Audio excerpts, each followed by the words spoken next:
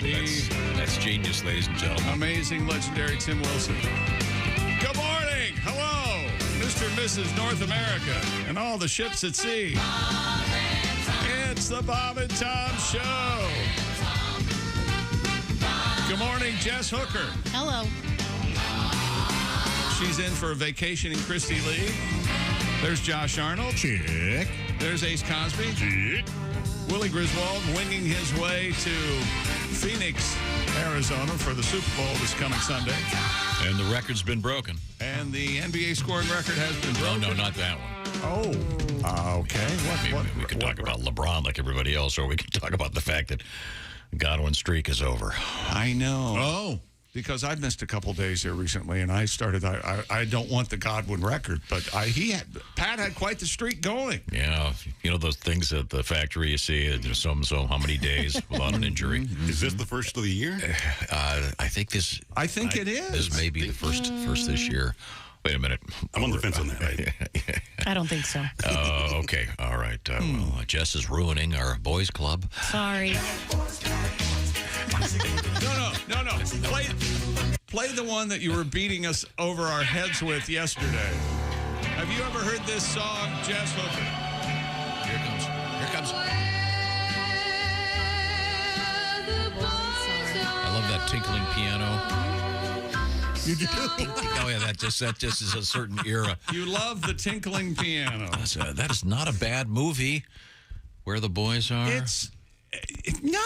Have you watched it recently? For its time, it's about bad behavior by the boys. For its time, the first kiss that they had on film was amazing, okay? But it was, yesterday was a boys-only show. We haven't done one of those. I can't remember the last time we didn't have someone defending the distaff side of things.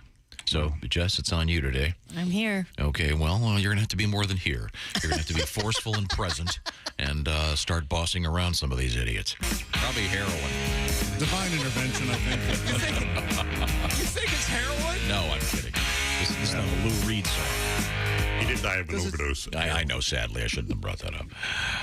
That's just... That's see, let me explain why, Jess, that's the boys are back in town. Sure. Except before he gets to the punchline, there's like 3 verses and a lot of setup, and they talk about Ireland, and they drink a lot. So, I like the ones that get right to the point, for example. Recognize that song? It sounds like ABBA. It does kind of sound like that. ABBA. No? Okay. All right. There goes my day. You can't now. Yeah, Try to introduce you to a great artist like Todd Rundgren, and you say, Well, don't use that song to introduce like you to Todd Rundgren. That's like number 12. Really? On the songs that I would choose over. I love that song. Well, it's fine. Are you familiar with Todd's work? Obviously not if I think he's ABBA. Remember this one? Oh, yeah, okay. Sure.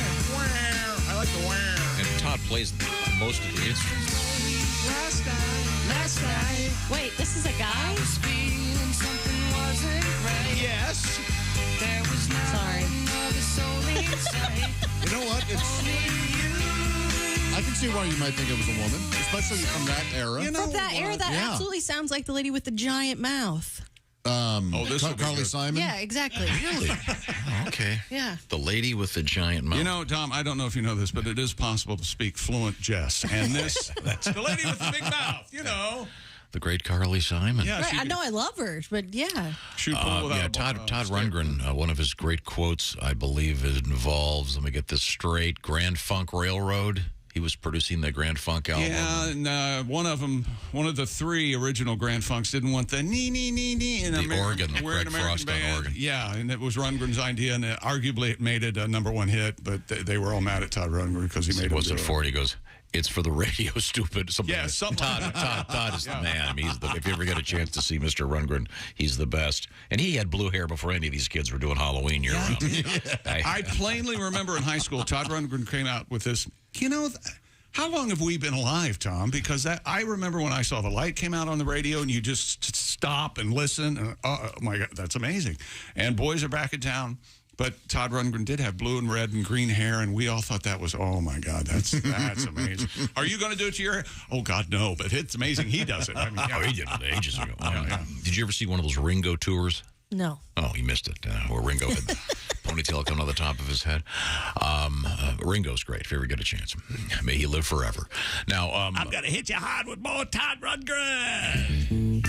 You know this one. Oh, yeah. Great organ.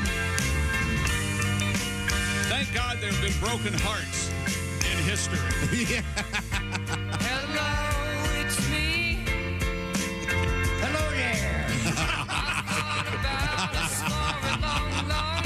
Todd, that's what it means. That's what you needed. I think too much, but something's wrong. Hello there. Something here doesn't last too long. Hello. Hello there. I should Sorry. think of you as That's when Marty Allen was doing some backup vocals for Todd Rundgren. Okay, that might be the funniest moment on the show. All right. No. In any event, yesterday's show, Boys Club, got some a couple of pro and con letters about Boys Club. Yes. I did too. Yes. Yeah. You'd like to share. Where are you? Help them. That Possibly, yes, possibly a woman was definitely missed yesterday, specifically you. Yeah, I would think when Christy's on vacation, they've come to be used to that. But yeah, not all of us on our own. Yeah, you missed some cool stuff. I got a chance to interview William Shatner the other day. That's awesome. Yeah, he's great. He's about to turn 92. 92. Sounds like he's 40. Sounds great. Went to outer space and it was kind of dark. No, I don't mean the obvious dark. I mean the tone. He said, yeah, he looked at the Earth and felt we got to get together and all of us have to start working together to save the Earth. Then he went the other way and he thought, wow, I see death. I think we've we've posted the we've posted the interview on the various Bob and Tom social media platforms. Mr. Shatner's on stage tonight in beautiful Charleston, West Virginia at the Clay Center. If you get a chance, he's doing they're going to show the movie Star Trek Wrath of Khan, which Mr. Shatner and many others say is the best of the Star Trek movies. You think he's going to Mystery Science Theater style? And no, he's going as the movie's playing? He'll come out after it's over and answer questions. Oh. And the movie has been restored and made to look even. Yeah, so it'll be cool. And then I want to say he's in Fort Wayne Thursday night at the Embassy Theater. He's got lots of stops, including a couple in New Jersey, Atlanta, Milwaukee, Detroit, and Indy. Mr. Shatner live and in person. But I'd love to have him in the studio for the whole show one day because he can talk about anything. Yeah. And what's the deal on Ricardo Montalban? He plays Khan in that. So his chest. It looks massive. Yeah, but I've always heard it's a fake chest. Like I don't think so. I've always heard that. You're reading the Frank Langella book? I'm listening. Yes. Have you gotten to the yes, I have. Ricardo Montalban part? Gilbert Rowland and Yvonne DiCarlo. Apparently, yes. Quite the ego. Yeah. I want to hang out with Yvonne DiCarlo. Well, yeah, she'll put out. Yes. What? As a matter of fact, she was insist on it. Yes. Oh, yes. dude. Round heels, as they say. I believe the quote from the book is, "Just sit back and think of someone else. It's fine." Oh my gosh. Yeah, that's what she wanted. Yeah. Okay. Frank Langella is my boy from now on. I'm telling you. Went down more than the elevators in the Empire State Building. Coming up, we have LeBron James world record. Yeah, she liked doing that. Yeah. We have. Hang on a second. I'm on that. Hang on. We have cool Rolls Royce news. At the car wash? Not Rolls Royce. Oh, I'm sorry. The great engineering firm, automobiles, rocket ships, Rolls Royce. Monkey news, always a great pleasure. And my favorite, capes in the news. Where do you even get a cape? I want you to think about this for just a second. Who wears capes? Okay. Not all heroes wear capes. But you think about it. There are a few people that can actually pull off the cape. Okay. And one of them is Hello there. Wolfman Jack. Do you not like Car Wash by Rolls Royce? I know, but it's a long. I used to play this on the radio. It's a long talk up. I can do sports, weather, and the history of science while this thing before they get to the vocal. Don't forget, fill up and you don't have to pay. It's one of the lyrics Ace just quoted. Josh, I'm not familiar with that. Fill up and you don't have to pay. Sure. At the car wash. This is quite the intro. Don't you remember this? The disco version. Yeah. Royce. Is that her name, or I thought that was the band? Band. It's the band. I think it's the Yeah, band. she's terrific. A lot of people don't know this. That's Della Reese. Actually. Yeah. Interesting. Yeah. Many of you didn't know. Interesting. She used to be an LA Clipper season ticket holder. Della Reese. Della Reese. Famously. When no one else went to the Clipper Yes. game, she was courtside. Wait, Della is this Reese. the lady touched by an angel? Yes. Okay. Yeah. Well, that's an obscure. I remember when In Living Color did a bit called Della Reese's Pieces, and they were just selling food that she half ate. Okay, that's brilliant. That's pretty good. That's tremendous. I'm sorry, we're already behind. We've made more obscure references than usual already. Help me, Tom. My brain hurts. Okay, a lot of stuff coming up, including WD-40 in the news in a weird way, and naked guy in a hotel running floor to floor, naked, carrying a plunger. Oh, boy. Not in Florida. Yes, in Iowa. Yeah. What the hell is going on? Okay. First they lose the caucus, now this. And by the way, I understand that the results of the Iowa caucus from 2 years ago are about to be printed. They're gonna. Did they really lose the caucus? They finally counted. Yeah, South Oh, the Carolina. folks in Iowa have to be doing backflips. No more of those commercials for 2 years. The Bob and Tom Show is sponsored by BetterHelp. When you're at your best, you can do great things, of course. But sometimes it gets confusing out there. Life gets you bogged down. You may feel overwhelmed by everything and like you're not showing up the way you want to. Working with a therapist can help you get closer to the best version of you, of course, because when you feel empowered, you're more prepared to take on everything that life is throwing at you. Sometimes I think life is like turning on a television and seeing that there are 1,000 channels and going, you know something? I'm going to go for a walk. Sometimes it's too much. BetterHelp. This is really interesting. BetterHelp has connected over 3 million people with licensed therapists. And it's convenient and accessible because it's 100% online.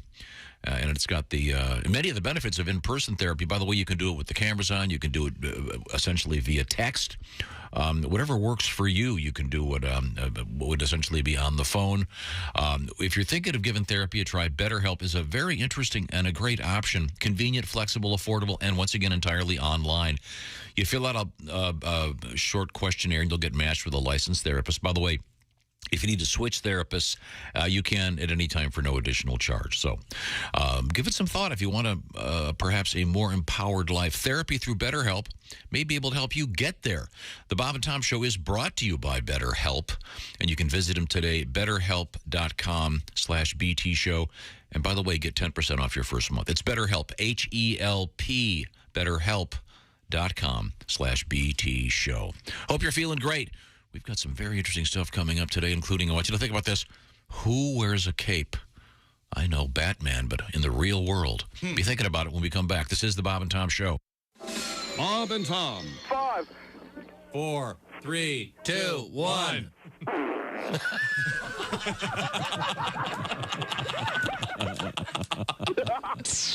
They put the F in professional. And a good morning. I'm Mark Allison. You were listening to Bob and Tom 24/7. On a Wednesday, it's February the 8th. Christy Lee on assignment. Jess Hooker sitting in at the news desk today. Also coming in from the Bits and Pieces podcast, Jessica Alsman.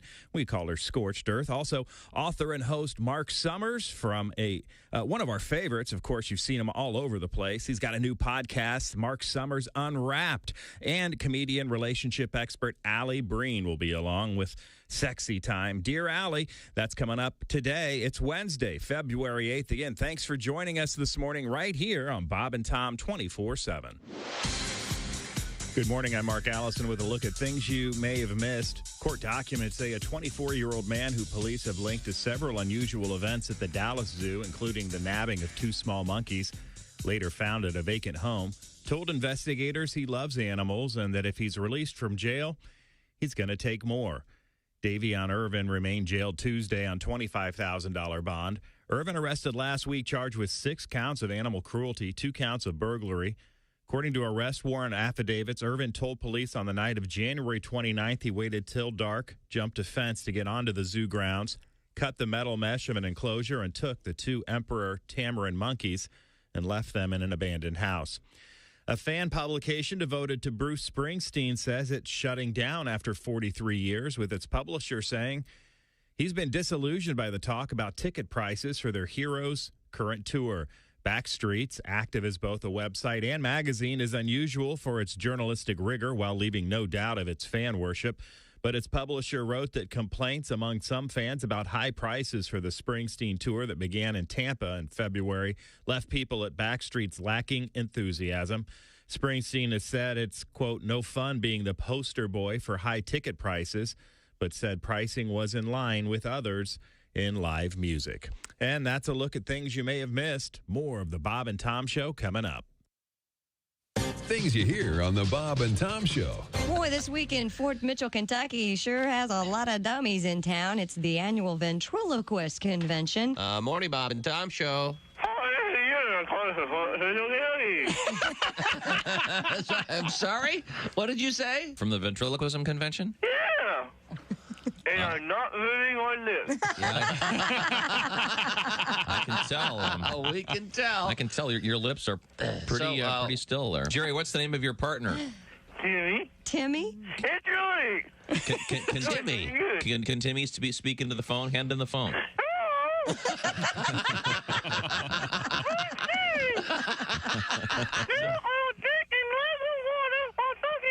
We're going to drink some water. Drink some water while talking to us. Okay, go ahead. I'll have to call you back. Ladies and gentlemen, Bob and Tom. Would you like to ride in my Chinese spy balloon?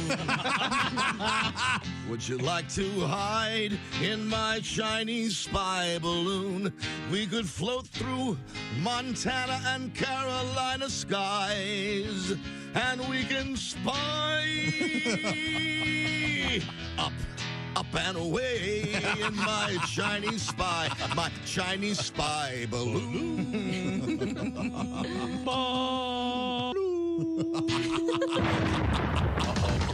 Bob and Tom in the morning and highlights all day long. The Bob and Tom Show, weekday mornings at 6 a.m. Eastern on Bob and Tom 24/7. Hi, this is Dr. Will Miller, and you're listening to Bob and Tom 24/7. Norman, honey, what you doing? It's getting late. I'm downstairs, honey. Just getting some cereal. Snookums. Thank God he found it. I was getting desperate. I hope this works. You know, Judy tried it with Ted, and she said he's become insatiable. Boy, will Snookums be in for a treat, because her hubby is chomping on the new cereal for men who are sexually dysfunctional. It's Nuttin' Raisin, honey. This sure is tasty. Honey, I'll be right up. Nuttin' Raisin Honey, the cereal that gets you up in the morning, or any time for that matter. Nuttin' Raisin Honey. Ladies, he'll love the taste, and you'll love that filling feeling. Oh, my God, Norman, where did you get that thing? Nuttin' Raisin Honey from Post. Who else? Nuttin' Raisin Honey, coming to a store near you. Nuttin' Raisin Honey, eat them from the bowl or right out of the box.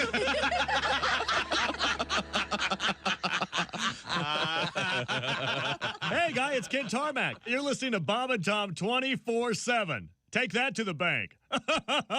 24/7. I know. I actually I have a sexual fantasy associated with the earthquake. Go. All right, woke chick up. In my fantasy, I'm making love to this woman. Yeah. And then all of a sudden, she feels the earth move beneath her. Ah, yes. And then she rolls over on top of me and shields me from debris. Safety first, everybody. Safety first. Hi, man. This is Donnie Biker. You're listening to Bob and Tom 24/7. Hey, welcome back to the Bob and Tom Show. Christy Lee on vacay. That's Jess Hooker at the news desk. Hello. Prove it. She just said hello. There's Josh Arnold. He's wound up this morning at the I Hate Steven Singer sidekick chair. Chick. Pat Godwin under the weather today. There's Ace Cosby. Hey. Willie Griswold making his way to Phoenix for the Super Bowl. Phoenix-ish. Oh, I bet he's excited. I hope he tries to call us while he's I'm just concerned about him ending up in jail. Getting on the plane. Well, no. I mean, he's going to be around Kostaki and the tendency to want to kill him. I don't know. After it's pretty high. Have you been hanging around Kostaki for any length of time? Yeah, I have. It's kind of like hanging around with Drew Hastings. I know. After a while, you go, wait a minute. What am I doing here? It's a horrible idea. I could be with regular people. We don't have to examine everything. What's wrong with me where I love hanging out with both those guys? I love Drew. Especially when they're in the same room. No, they'll have fun. Yeah, Greek bastard. It's just that they have different points of view about, I think, every aspect of life. So it'll be fun, and they're going to hang out with our good friend, the great comedian Frank Caliendo. So we'll get some great stuff coming out of Phoenix. Did you guys take notes? Remember what I asked you to find out? Well, we didn't have to take notes. Sure, I don't. Think of anyone in the contemporary world that wears a cape. What is it with you on this thing? I always think of the Seinfeld episode. Oh, yeah. Frank Costanza's lawyer wears a cape. Yeah. Where do you even get a cape? Yeah. You get I have capes. Weather. I have capes at home. We have girl capes. Like we have to wear capes, which women wear capes, where it's just like it looks like a giant Christmas tree skirt. Yes, exactly. Right? Yeah, my grandma wanted one for Christmas. And But you asked the question, where do you get a cape? And that we have capes in the news today, a lot of them. And my first thought was, where did these people get the capes? I mean, where you don't go to the mall and I'm going to go buy some Scotch tape and apparently a couple of Frisbees and a cape. People in Canada wear more capes. Yeah, we'll find out. But who comes to mind in your mind that in the relatively contemporary world that wears a cape? I guess Wolfman Jack, if I sat down and thought about it. I met Wolfman Jack. Did I tell you this? No. You know who Wolfman Jack is? Yeah. Okay. He sounds like this. Hello there. Thank you very much. That's him. I met him twice, in fact, but he was, this is true, he was in a buffet line, and he was smoking a filterless cigarette. Okay. He probably, what would you say he was weighing then? 350, 400? Oh, he's a big guy? Well over 3 bills. He got huge. Okay. Yeah. He's, I guess... Hence the buffet line. famously seen in the movie American Graffiti. Okay. But a great broadcaster. But, Wolfman, I'll never forget the filterless cigarettes and the large tray of food. Right. And he wore this hat. They wore this hat that had around the thing, had those badges on it, whatever that is. You know what I'm talking about? Like, looked like a belt on the hat. Oh, okay. Yeah. And it looked like it had, it's the kind of thing sometimes you see in movies where they got their dingle balls hanging from it. Right, and feathers and all kinds of stuff. In any event, Wolfman Jack was wearing a cape. And people were going berserk. It's Wolfman Jack. But is it a cape like to keep him warm, or was it a cape just for looks? It's a cape because he's Wolfman Jack. He's like a superhero. Huh. So I got thinking about it. I've never thought Wolfman Jack a superhero, but... You? No. You who've been on the radio since you were 17 years old? 18. Let's not skew the facts, Tom, to make the story a little better. I know how you are. Yes, in 3 years. Chick's been on the air since he was 14 years old. And in 3 years, I'll be on the radio 50 years. Wolfman Jack wasn't Very few people reach my age, Tom. You know that. Ace, was Wolfman Jack a hero for you? No. He was a great host of Midnight Special. I finally met my hero. You know who my hero is in the world of radio. Oh, yeah. Tom made that happen. John Records Landecker. I know. Records truly is my middle name. Do you have a radio hero, Ace? Other than present company. Jim Ladd. Jim Ladd, okay. From KLOS, I think it is. Okay, very good, very good. I had to host a Roger Waters show with him at the old arena. Nice. Yeah, him and Roger Waters were like lovers, right? Am I getting this story right? He was on the Radio Chaos tour, which was radio themed. And oh, right. And those guys are in the deep conversation right now. Pink Floyd news. I think they're. Never mind. Oh, I saw that. Yeah, that's pretty ugly.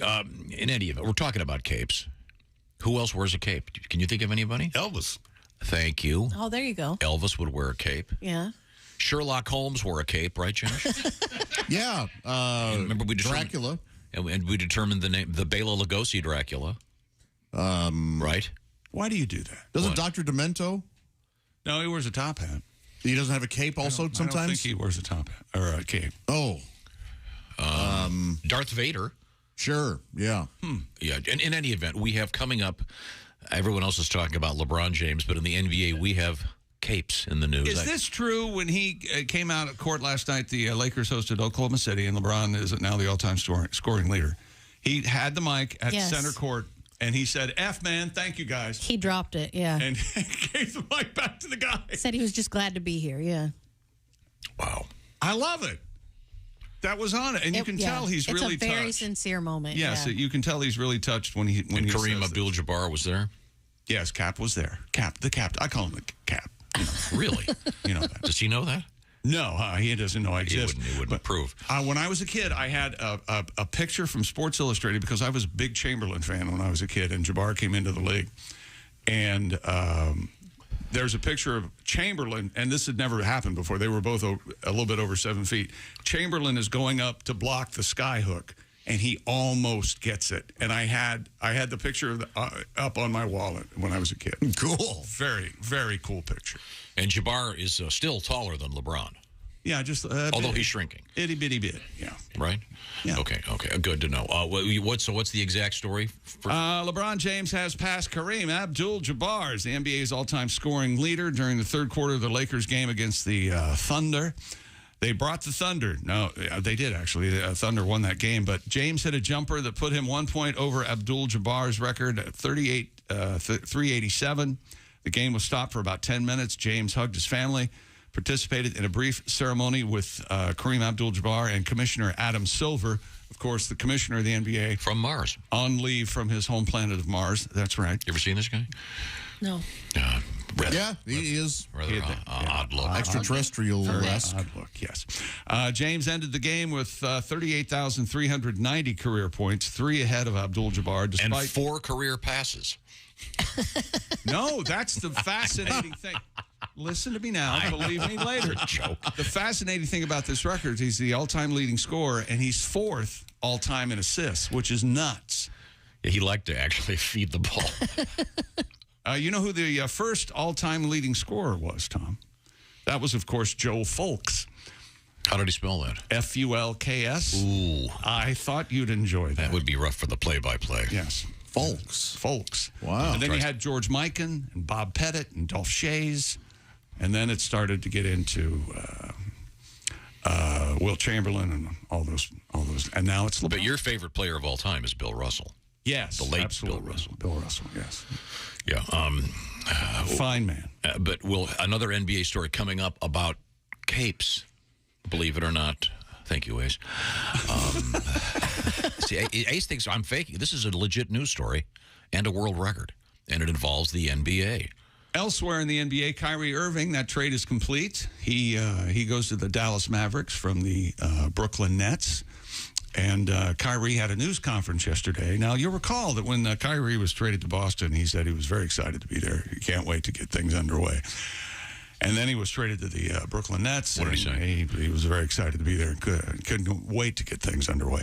And now he's with the Dallas Mavericks. And here's Kyrie with a couple comments. You know, just sitting in the seat today, I just know I want to be places where I'm celebrated and not just tolerated or just, you know, kind of dealt with in a way that doesn't make me feel respected. Oh, you mean life?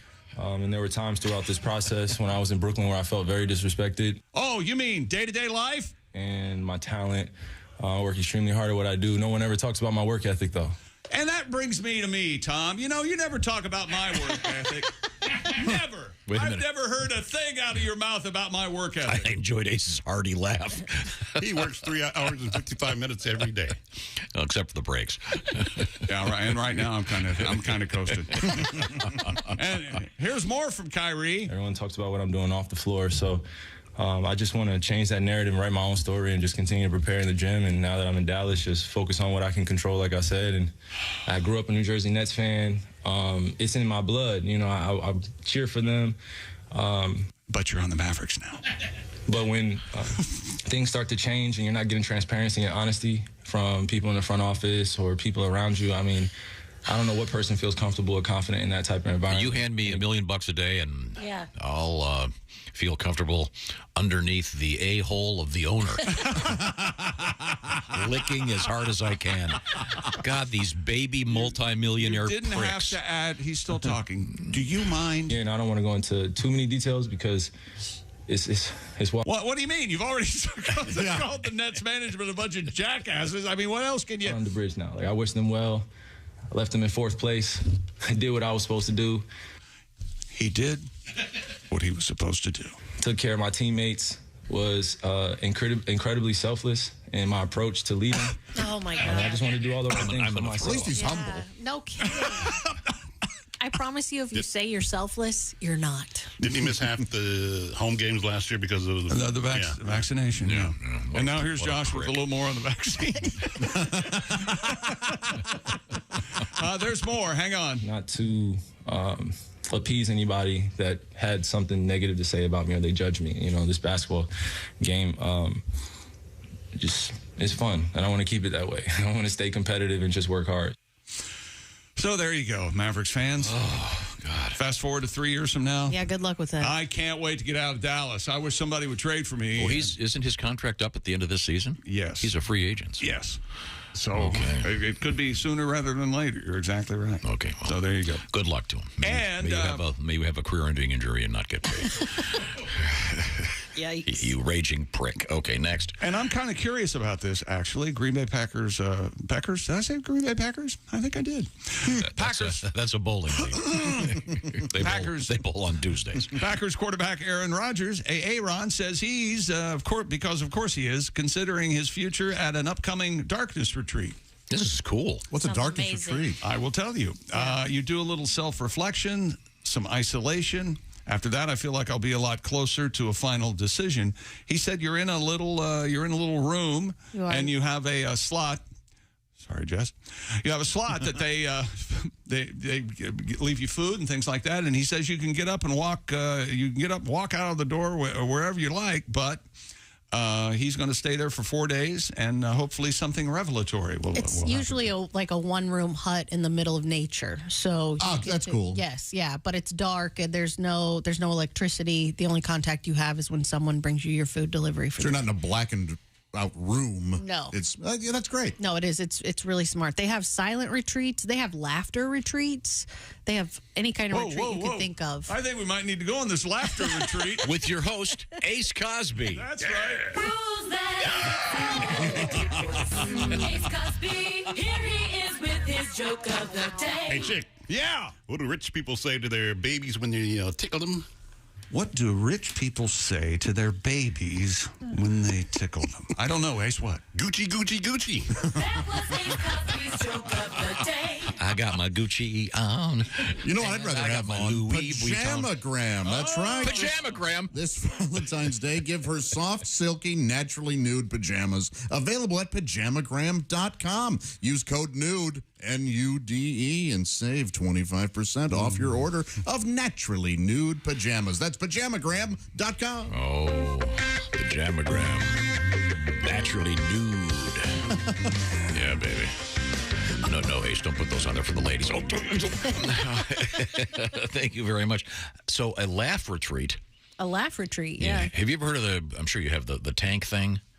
No. Yeah, I've done the deprivation too. Oh, yes. The William Hurt thing where he turned into a monster? What was that movie called?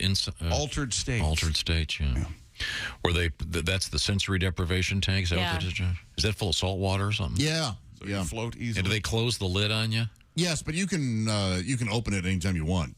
How long were you in the thing? I was in there. I didn't make the full hour. Something was going wrong when I did it. The water was so hot that I couldn't breathe. Starting to poach, were you? Man. Yuck. And they were like, that shouldn't be happening. I was like, that's kind of what I thought. Did I ever tell you about my cop friend that they found the lady basically poached in a tub? Oh man, that is just awful. That was hot water. Yeah. Sorry, Yikes. Kind of a rough story, really. Well, you could sounds rough. You could mess up an anvil with a rubber hammer. Well, Why are you talking about this? When the water started leaking through into the house below. Okay, we'll skip that story. Always wanted to do that. Coming up, we'll hear more about the dark. What is it? The darkness thing that. The darkness retreat, Aaron Rodgers is going to do. Okay, cool. 4 nights of complete darkness. Wow. Right now, I want to talk about Valentine's Day because today's the 8th. Oh, just around the corner. Yes, sir. Fellers, come on. Get on this. You got to do it. You can do it right now. Steven Singer has the brand new 24-karat gold-dipped rose. This is the 2023 edition. It's called Periwinkle. What is that? I didn't know either. It's a special kind of bluish purple. There's one right over there. It's a real American Beauty rose dipped in 24-karat gold. This will take her breath away. The perfect gift for Valentine's Day. Steven Singer also has great jewelry, of course. I'm talking about bracelets, necklaces. You can't go wrong with those diamond earrings, fellas. If you want to have a great Valentine's Day, check out IHateStevenSinger.com. Once again, the roses typically run out any day now, so you better make this fast. Get it done right now. Stevens Gold Dip Roses are the #1 gift for Valentine's Day. They start at just $59. Steven Singer Jewelers, famous for their fast and free shipping. Get it, of course, in time for Valentine's Day. And your last shot at this is Friday at 2 o'clock Eastern Time, I have been told. Today is Wednesday. So get it done right now.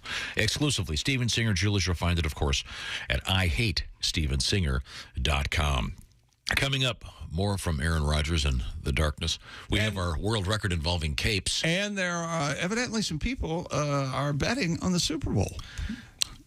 And we'll have still Eagles -1.5. Okay, we'll find out all those things. This is the Bob and Tom Show. For a complete copy of the Bob and Tom Show contest rules, go to bobandtom.com/contest-rules, or just scroll down to the bottom of the page and see contest rules. This is the Bob and Tom Show.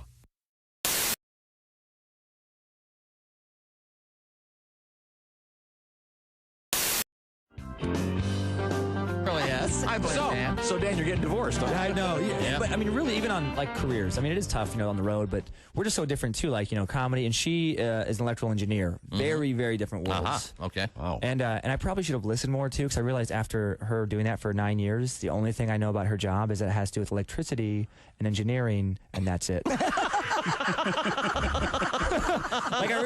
It's so boring. Like, I hate it. Like, she would try and describe it to me, and she would use these technical words that I don't understand. And then she would dumb it down with smaller technical words I also don't understand. Right.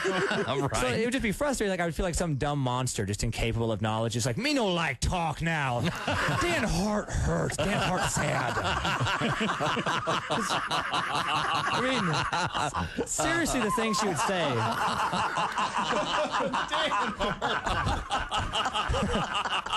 That's very good. But it would be like, would you guys understand this if she's trying? I'd be like, what do you do? She's like, are you asking us if we understand divorce? The job. Oh, the job. Okay. Like, okay, because this is the kind of thing she would say. I'm like, no, seriously though, what do you do? Right. She's like, well, right now I design schematics to handle the downtown power grid voltage distribution. What? Yeah. And I'd be like, what's the schematic do? She's like, well, schematic doesn't do anything. It just shows where the load's being carried. And I'd have to go 8th grade to make myself feel better. I'm like, well, I'll show you where the load's going to get carried. Dan happy now. Dan Hart is fun again. She'd be like, Dan, I'm serious. Typical guy. Yeah. Dan got big load. Yeah. Well, Dan been on road. The problem was it was so dry. I knew I'd have to work so hard, and then in the end, it would just suck anyway. It would just be something boring I wouldn't care about. Right. Sometimes I'd want to just say, look, just stop talking. Do you or do you not build robots? No? Yeah. Then why are we talking? Right. She could build a robot. Yeah, I guess she Electrical could. engineer, sure. Yeah. I know. Why can't you do that? She probably will. Still. Yep. Yes, one that Replace me. listens. Yeah. Someone she can get along with. Yeah. Who doesn't like meat? Hello.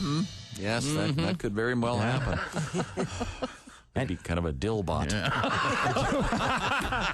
Okay. I think that's So the it likes first time pickles. All right. Okay. Insulted someone's ex-wife on the air. No. A dillbot makes perfect sense. If she's an electrical engineer, she can, make her. Yeah, make whatever she Who wants. knows? I'm sure she's a lovely person. I just picture my son saying, my new daddy's a dillbot. I'm sure that.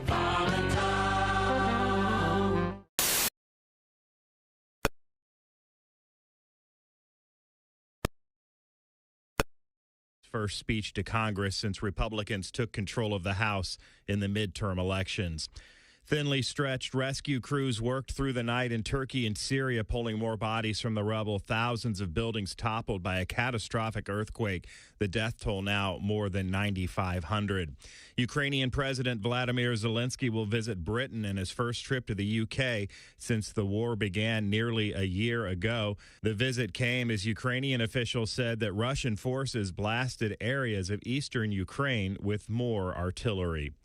And LeBron James, the new NBA career scoring leader, with a step-back jumper with 10.9 seconds left in the third quarter of the Lakers game Tuesday night against Oklahoma City. James pushed his career total to 38,388 points and broke the record of Kareem Abdul-Jabbar that held for nearly 4 decades. And that's a look at your news headlines. More of the Bob and Tom Show coming up. Hey, Shooter, it's Kenny Tarmac. Hey, we just landed. I'm an ORD, just got in from TPA through ATL. And hey, guess what else just landed? The Bob and Tom app. I know. Now, thanks to the Bob and Tom app, even if I have to go all the way from Foxtrot 20 down to Alpha 4, I can still listen live, see their videos, find an affiliate station, use the alarm, and even send a message. This is Kenny Tarmac signing off and reminding you, everything I touch turns to sold. Morning laughter just might be the best medicine. If you want to turn your daddy parts orange, eat some Cheetos and watch some porn. Bob and Tom 24/7. Hello, Americans. It's that time of year again. You received your tax forms in the mail, and now it's time to settle up with the IRS. When it comes to tax preparation, well, listen to this. Honey, we got our tax forms. Are you going to try to do it yourself again this year? I don't know. It's such a pain in the butt. Taxes can be a pain in the butt. That's why you should let the specialists at Tax Preparation H Incorporated do your taxes for you. Tax Preparation H Incorporated relieves the pain often associated with filing your taxes. And Tax Preparation H Incorporated can reduce those piles of paperwork to one small form that you simply have to sign and file. Did you go to Tax Preparation H Incorporated? I sure did. Do we owe much? Yep. Oh, we really got reamed by the IRS. But I'll tell you, it doesn't hurt as much thanks to Tax Preparation H Incorporated. Tax Preparation H Incorporated. We're just itching to do your return. Tax Preparation H Incorporated. Hey, and if you want, we'll even tell Uncle Sam to shove it up his Essential morning radio. All day and all night. Really? No, seriously. Really? Bob and Tom 24/7. 24/7. The man in the studio with us is comedian Greg Hahn. You ever driven in a Corvette? What do you I'm a little bit tall for the vet. Are you really? It's a big car. Yeah. Put the seat back. There's an idea. Yeah. How tall are you? I'm 6'4". Yeah. I got a huge SUV. I just look at the rear view thinking I got to get some friends. Rows and rows of seats, nobody in them. I just go from gas station to gas station. Hey, want to ride? Yeah. Tell them about your 3-point plan for success, Greg. What is that? Where I bought the car is too expensive? Right. My house is too expensive? Right. Knock up a fat girl. How about it? Yes, sir. Mr. Success. That's Greg Hahn. You know you're too high when you're eating cereal naked and your girlfriend tells you to put some clothes on. You realize it's not your girlfriend. It's just a woman on a bus. That's how you know you're too high. Hey, it's Roy Wood Jr. Thank you very much. Hey, welcome back to the Bob and Tom Show. Christy Lee on vacation at the news desk. It's Jess Hooker. Hi. Pat Godwin on assignment. No, he's sick. Oh, he's got to go to the doctor. Yeah, but this is a record for him, isn't it? What has it been? What is it, like five straight weeks? I don't think he's missed any days since we left for Christmas. I think maybe one. I don't think so. Well, I hope he feels better. There's Josh Arnold, the I Hate Steven Singer sidekick chair. Hi. There's Ace Cosby. Willie Griswold at the airport, I'm gussing. He's getting ready to head. Probably sitting in the bar. To the Super Bowl. And by the way, I appreciate everyone tweeting me and emailing me and accosting me in CVS. Goodness knows, I love it when fans come up and ask me questions. Fans meant to be hurtful. Okay, but yes, I agree. I guess I am the sports, such as it is, director here on the Bob and Tom Show. And some of you have been saying, why does Willie get to go to the Super Bowl? Why doesn't Chick go to the Super Bowl? I'll let you in on a little secret. Oh, God. The last place Chick wants to be is at a Super Bowl, okay? And part two, the last person you want to hang out with is? Kostaki Economopoulos. Unless there's a computer screen between me and Kostaki. I don't spend a lot of time with him. So my point is, Willie loves this sort of thing, and I have reached a station in my life where I can pick and choose, and I didn't want to go to the Super Bowl. What do you think of that? Yeah, I'm with you. Yeah. But you do want to go to London to watch anything. Yeah, that'd be fun.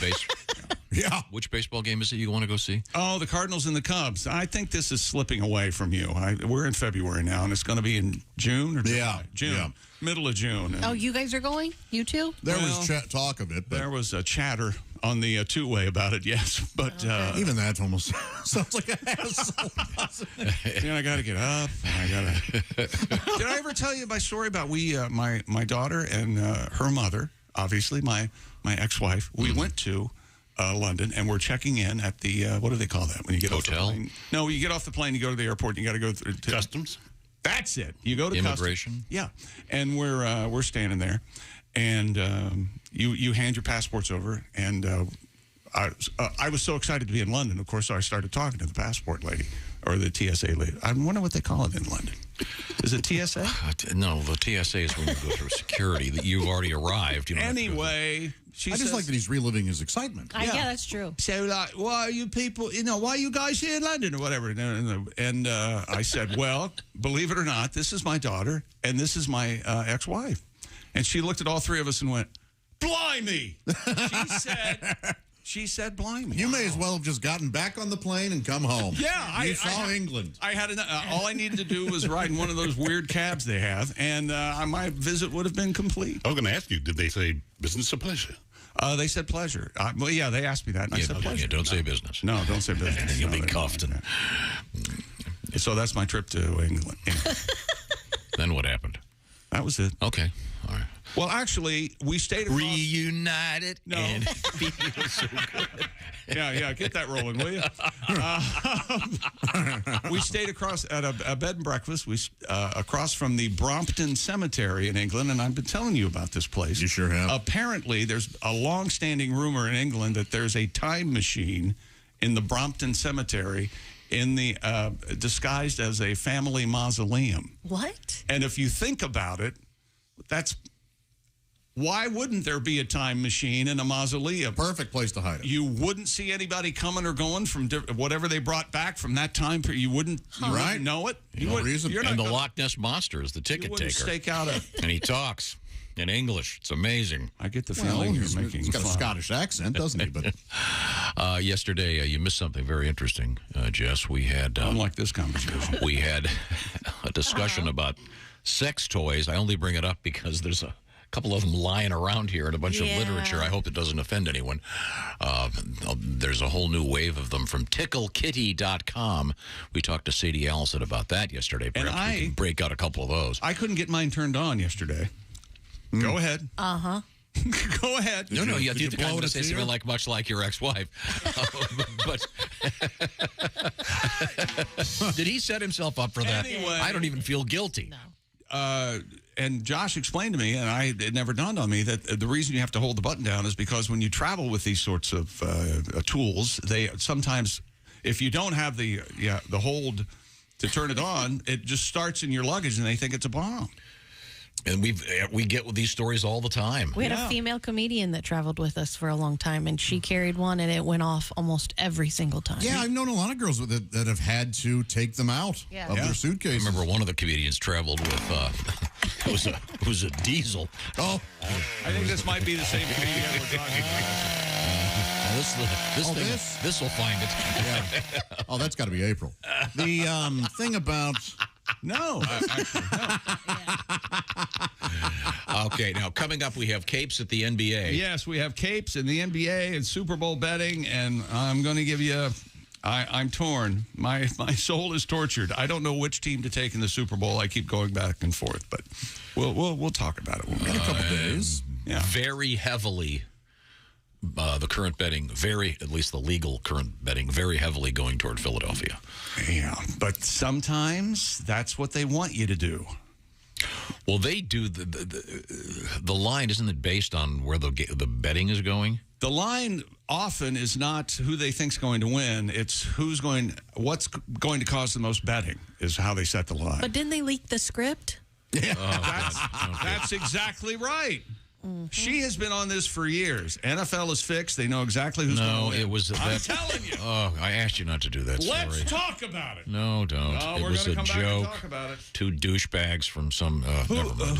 Who did the script have winning? Do we know that? We're going to find out. 37-34 Eagles, I think. It was the whole. Is that It was right? done as a joke. We'll see. And then, of course, it got picked up on the internet, the source of all truth.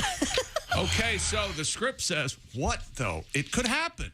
Eagles win 37. It's not going to happen now. 37-30. Oh, they're They rewrote it. There's a new script. Oh, like Tarantino? Yeah. Yeah, like this show, like the script we had about doing that whole cape thing this break. Thank you once again, Ace, with the big laugh. Turn the mics on when you're going to chuckle, Ace. These jokes aren't just out there for no one. You know, I blame myself, and my lame England story, I think, is probably where we got off the track. That was a very nice story. Yeah. Tell about the part where you reunited and it feels so good. Okay. You know, Mom, Dad, keep it down in there. You know, hell yeah, his daughter's going, blimey, Daddy, why'd she ever leave you? When we come back, we'll try to. The one I'm talking about still kind of likes you. Okay, so I think she's lovely. She is lovely. 1 of 3. That's not bad. That's better than my record. When we come back, this is the Bob and Tom Show. Thanks for listening to the Bob and Tom Show this morning. The show is also out there for you on our YouTube channel. Watch and subscribe. With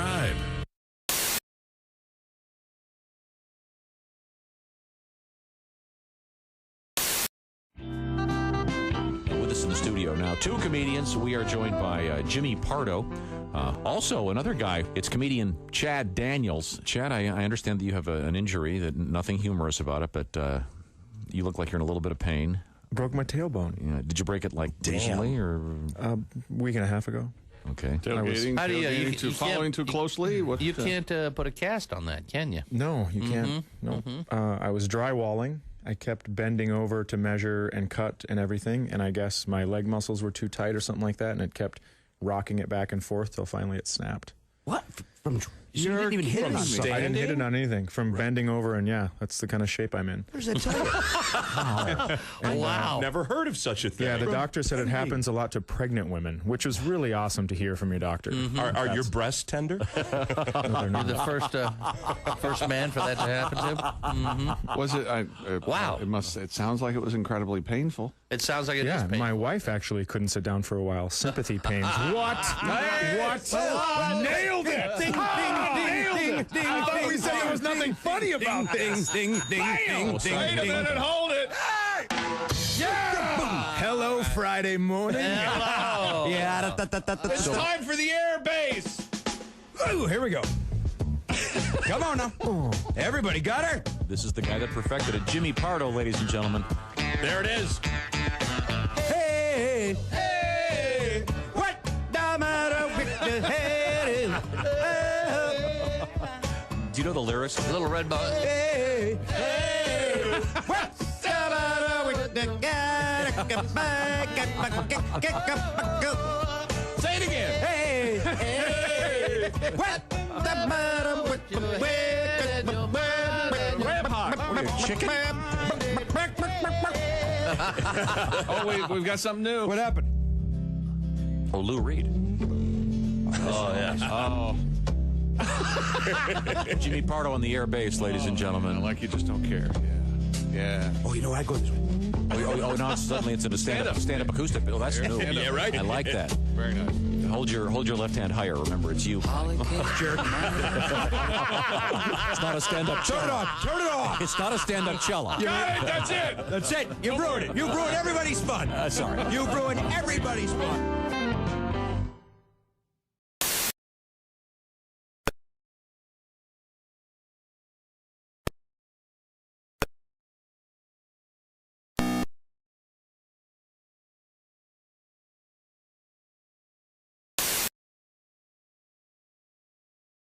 became the league's all-time leading scorer on April 5th, 1984.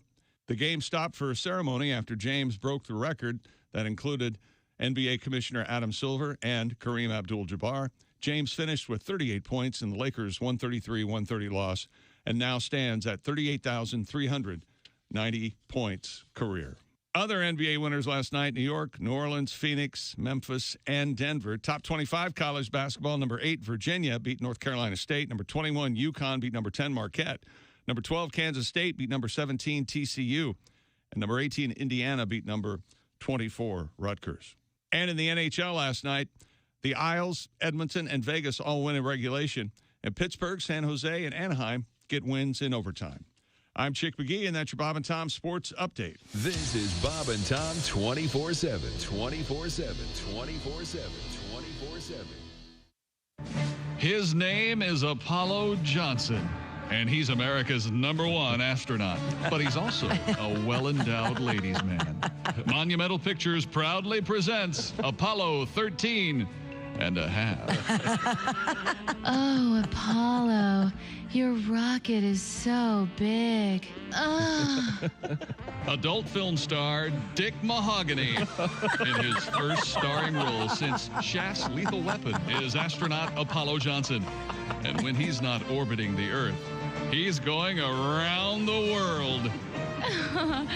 Apollo Johnson, he's not just an astronaut. He's a charter member of the 100,000 Mile High Club. And believe me, there's nothing weightless about Apollo 13 and a half. Oh, Apollo. Now I know why they call it the Johnson Space Center. He's Apollo Johnson, and not even the shuttle can hold all of his cargo. Look at that load. Apollo 13 and a half from Monumental Pictures, rated PG-13 and a half. Oh, boy. Bob and Tom. You can pick your morning radio show, and you can pick your nose, but you can't wipe Bob and Tom on the couch. Hey, man, it's Donnie Baker. Hey, Donnie. Hey, I heard you guys talking about that man with 13 inches of pork. Yeah, 13 and a half. It's crazy. You guys know Jamie Vickers? You know, drummer for Velvet Donger? No. He was uncut, too, and he could hide just about anything. Really? Did that affect the taste, Donnie? Now, we have Lord Corrette with us in the studio. How are you, sir? I'm good. Well, good. You're, let's see, last time we checked, you were a single man? Yeah. Still single, I gather? Still single. Are you officially divorced? Did that go? I'm annulled, which is like it never happened. Oh, that's even better. Yeah. The judge said in 30 years he'd never done an annulment. He said, but if you kids want one, I'll give you one. So, how about that? Yeah, we went for it. Because as you know, Did you go there So together? an annulment means you get to keep your stuff. Kind of, yeah. Oh. Yeah, but as you know, my most recent marriage was a disaster. It made the wreck of the Edmunds Fitzgerald look like a fender bender. Wow. Sorry to hear that. Hello. And you remember Lord's famous line about gun control. More yes. The relationship taught me a lot. It taught me they won't sell you a handgun if you're crying. Really?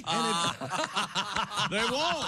They just won't do it. And it's only a rule of thumb. They don't have it written down anywhere. They spring it out at the last minute. And you're like, well, if I'd have known that, I'd have pulled myself together out front.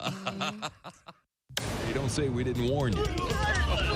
There's laughter ahead. You guys want to grab lunch? We can't go anymore. Holy That's cow. a good day's work, everybody. This event just around the corner. Hey, welcome back to the Bob and Tom Show. Jess Hooker at the news desk. Hello. Christy Lee on vacation. There's Josh Arnold. Hi there. He's at the I Hate Steven Singer sidekick chair. There's Ace Cosby. Howdy. Willie Griswold winging his way to Phoenix, Arizona. He said he was going to call us before he got on the plane, so he's a liar. Well, he may have got caught up with security, et cetera, et cetera. Oh, no. Oh, sure, carrying. His plane's on the tarmac now. He leaves it this time. I'm Chick McGee, and here's Tom Griswold to explain his son. Tom? Behind the scenes. Well, you hear the news story yesterday about the 11-foot bong. No. Oh, yeah. Someone created one. Nice. I hope that must have to have some kind of vacuum power where you have to, must be powered by something. I don't know. I've got a leaf blower at the end, just... Right now, I like to go to the mailbag. This one... Letters. We get letters. The cameras are on all the time, I guess, huh? They are. Apparently during the breaks. I witnessed this. I didn't say anything. What are you doing? Uh-oh. Or is it not you? It comes to us from Tim. Hey, Tim. Hello, Tim. Yesterday, as you know, we interviewed Sadie Allison, Dr. Sadie Allison. Mm-hmm. She's an expert on human sexuality. And she also was the proprietress of a place called TickleKitty.com. And she sent us a number of bedroom toys, if you will. And we were trying to, she was explaining how they worked, et cetera, et cetera. Different floppies and vitamins. And, you know what a Fitamint is, don't you? The old Fitamint. I know Phenamint is the chewable laxative. Is it like that? Is that still out there? Does that work? Fit them in. That seems very I used to love when I was a kid the commercials for Phenamint, the laxative gum. Oh, boy. How about a juicy fruit, Mom? Can you blow a bubble? No, but I can blow up that toilet. In any event, someone was watching the behind-the-scenes thing during one of the breaks on YouTube. It says 1 hour and 40 minutes into the YouTube feed. Josh can be seen loading all of the sex toys in a box, taking the box out of the studio and coming back empty-handed. Is that true? Yeah, I may have put it in an office where I was asked to put it. Like yours? P.S. Chick, you're going to need to pay attention here. The Kansas City and Philly fight songs remind me of something else. Can you give us a little sample of the Kansas City Chiefs fight song?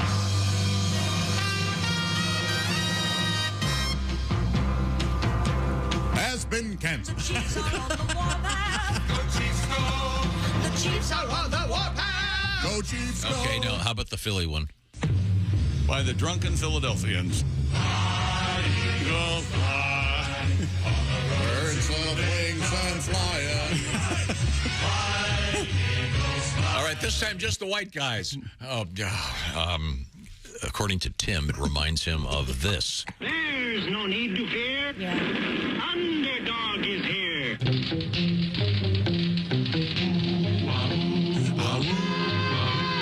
Fly, Eagles, fly. When criminals in this world appear, bring the laws that they should fear, and fight to all who see or hear. The flag goes up both far and near for underdog. Underdog. Underdog. Underdog. No. You know what? It reminds me more of, let me see if I can dig this one up, of a different cartoon theme song. This one. Oh, yeah. George of the jungle, strong as he can be. Strong as he can be. Watch out for that tree. Oh, that's good. And play the one that has the... And Shep, his big, gray, peanut-loving dog. Play the one. Okay, now stop.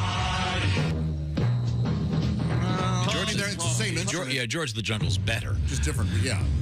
Okay, maybe a little bit. Just different rhythms. Well, they just picked this poor guy. Tim, thanks for taking the time to spy on us, and we appreciate it. And I agree with you. When we go back to the sports page with Chick McGee. We've got Andy Reid's cheeseburger recipe. If you'd like to head coach of the Kansas City Chiefs. Maybe his mac and cheese recipe? Is it macaroni and cheese? It is, yeah. Oh, either way, I bet it's No, delicious. because when he won the Super Bowl last time, he said, they asked, what are you going to do after this? He says, I'm going to go have a big cheeseburger. Don't you remember that? No. By the way, you can bet on that. What food Andy Reid will eat after the Super Bowl? Let me see if I can find it. You can bet on let me see if I can find it. Andy Reid special. This is a bet. This is a prop bet from Boveda. And it says, Andy Reid special, will he eat a cheeseburger before the end of the Super Bowl broadcast? No, he won't. Yeah, but seems like the man's working hard. He's busy. Yeah, that's, I think, a pretty statement. But this one, another Andy Reid bet, will the words burger or cheeseburger be said by Andy Reid during the post-game interview? Okay. I'm sorry, cheese or cheeseburger? Burger or cheeseburger. Burger or cheeseburger. Okay. Well, this is, you're all right. This is the mac and cheese recipe that Andy Reid gave a reporter a couple of years ago. It's loaded with cheeseburger. And we have Jess here. She's the chef among us, and maybe you know what these cheeses are. Sure. A couple of them, grated Fontina. I've never heard of that cheese. Then you got mozzarella. Oh, they had a great band. Oh, did they? Yeah, Wayne Fontina and the Mindbenders. That's not true at all. Fontina is a soft, mild cheese that melts well. Mozzarella, Parmesan, sharp cheddar, Gouda, And then Gruyere. Gruyere. Gruyere, G-R-U-Y-E-R-E. Gruyere, yeah. And then he wraps up this That's pronounced Gruyere. The U is pronounced like an E. It is Gruyere, yeah. And Andy says, 5 cheeses. You should be good. Wow. There's mac and cheese. And then there's another interview where they talk to him again, and he says there's 6, maybe 7 cheeses, but I can't remember the 7th. What was the first? What was the first one again? Fontina. You mean like Wayne Fontina Fontana and the Mind Benders? Benders, I had and of no course idea. they named the cheese after Wayne. And Why that wouldn't they? Also is their greatest hit. Mm-hmm. That's a great One song. could say that is their hit. Their hit. That's a classic. It's a great is. song. It's great. It's a garage band If classic. you go see Wayne and the Boys today, they'll play that first, in the middle, and for an encore. I'm not sure Wayne and the boys are on. I'll have think so? to do some research on that. Yeah, you go see Wayne today, you may just hear some birds and a distant mourner. Oh, Why? No, wait a second. Let's not jump to conclusions. That has like a Love Potion number 9 feel. Yeah, that kind of oldie. Yeah. I shut my eyes. I took a drink. Uh-oh. Yeah. Held my nose. What is it? Yeah, That's one of those that's very insistent. Yes. you were right. If you want to go see Wayne, it'll be quiet. It'll be a hologram. Yeah, sorry. But a great song. He did have another hit single. What was that? Oh, yeah. Yeah. Oh, I don't know. How do you spell that? Guys Let are me look doing it up. Great. You It's should Tom and karaoke Chick, then. and we never rehearsed that. I don't It's spelled U-M, comma, U-M, comma, U-M, comma, U-M, comma, U-M, comma, U-M, comma. Well, don't keep remember that. guessing. Let me hear it. Do you have it? Well, give me a second here. I got to type all these commas in there. Hey, we got a new all-time leading scorer of the NBA. It's LeBron James. He passed Kareem last night at the Crypto Arena. Boy, how much longer is that going to be? Yeah. How much cooler would that record be if he hadn't done Space Jam 2? That's a blight on his That certainly career. is a black mark on Thanks his. for nothing there, LeBron. Laugh free. How'd you make the Looney Tunes not funny? Songs that We would Few about mentally ill homeless people. we would have written words here, but we couldn't think of any. Sitting on a bench, people walk by, he's got his head bowed, he's just doing that. Way to go, Wayne. There are so many great rock songs. However, it's not the best song. We all know this is.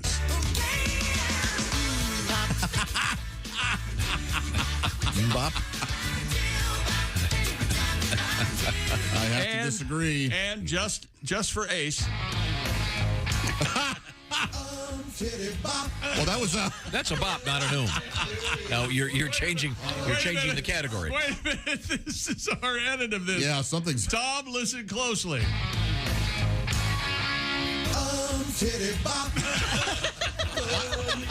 What do you think we're saying? What? I think, yeah. What do they say? It's supposed to be unskinny bop, but we put something else in there that I'd rather not be can't say accurate that? about. I don't know what's Probably happening shouldn't. there. You probably shouldn't. If it's a mistake. Tease, yeah. Yeah, the tease. Oh my gosh. I thought you were going to go for Crash Test Dummies.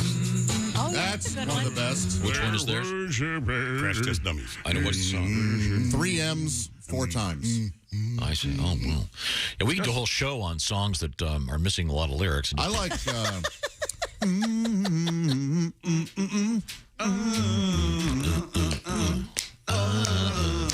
That's my favorite. Who does that one? I don't remember. I was trying to look it up on Spotify. But How do you look it up? You're right. Is it? Oh, this is lovely. I love this song. This was, oh my gosh. It's a Crash Test Dummies. Once there was this kid Can you get to the part? Then you'll miss the allegory of those I children. don't have all day here. I got things to do.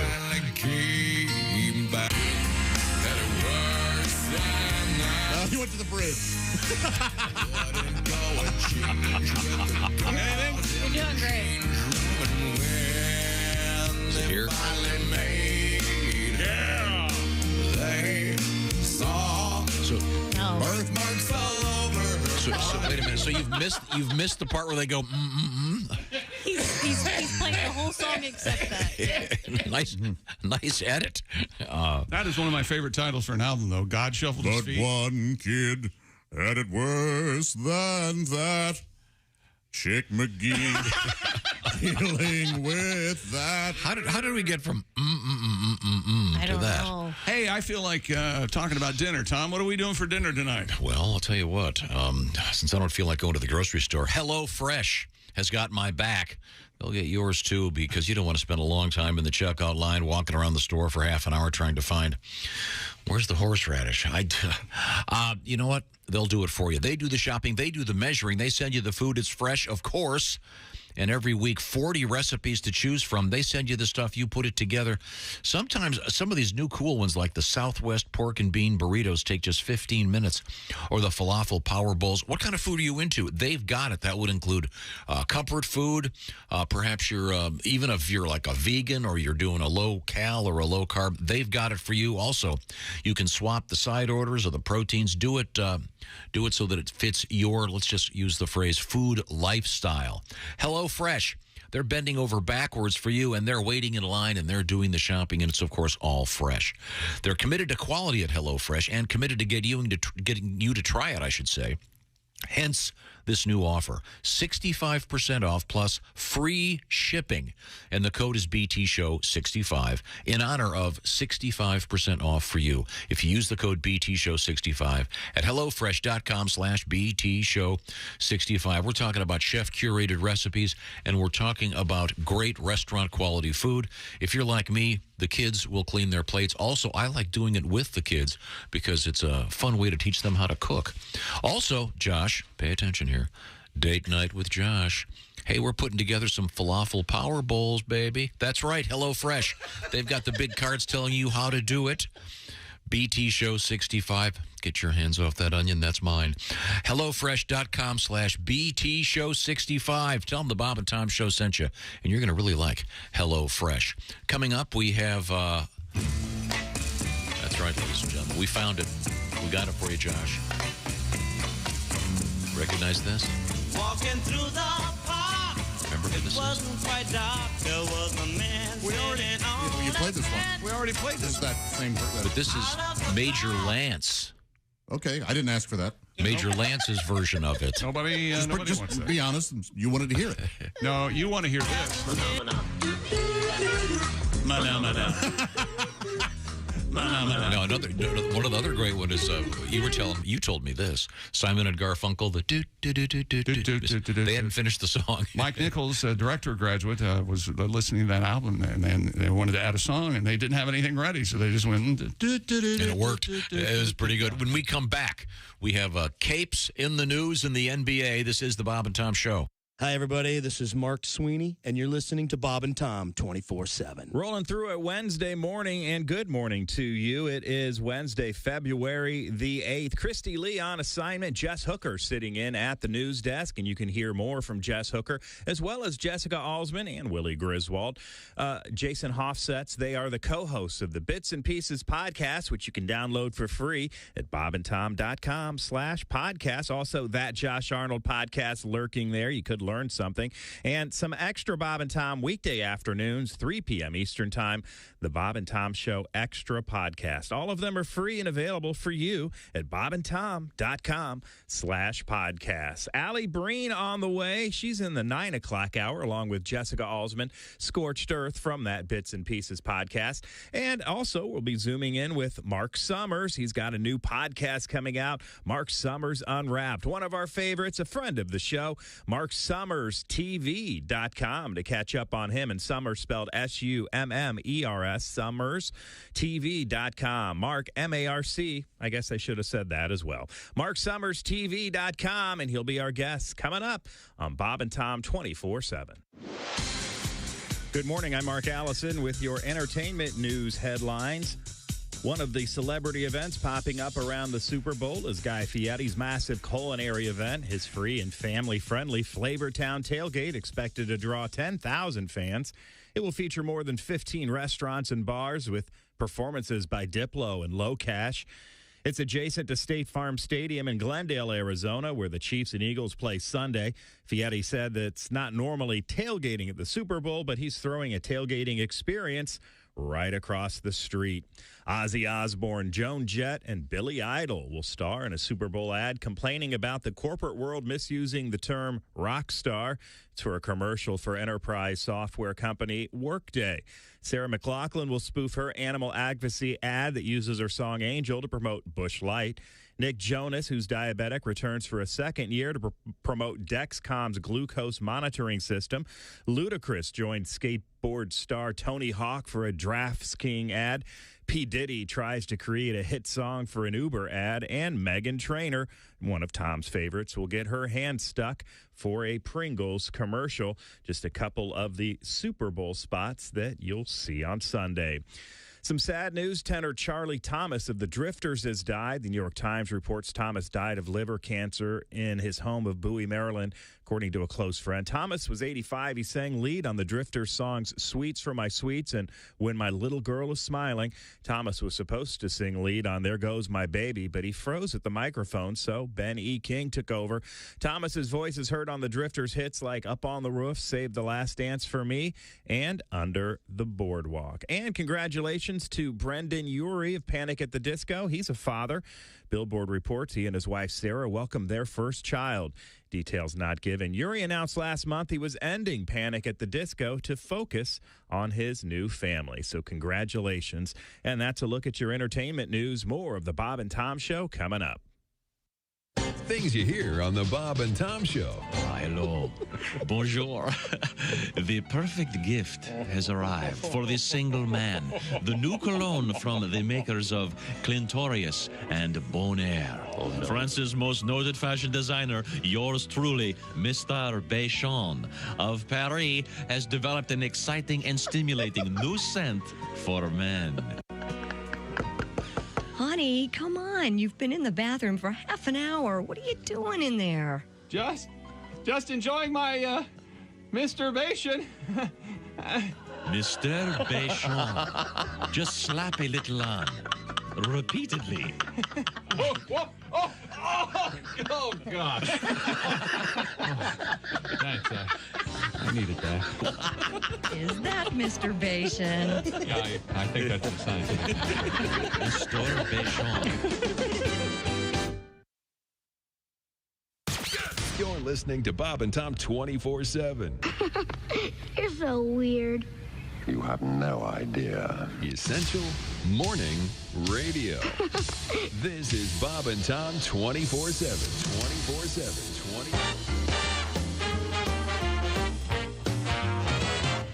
There are some things you don't want to say to a naked guy.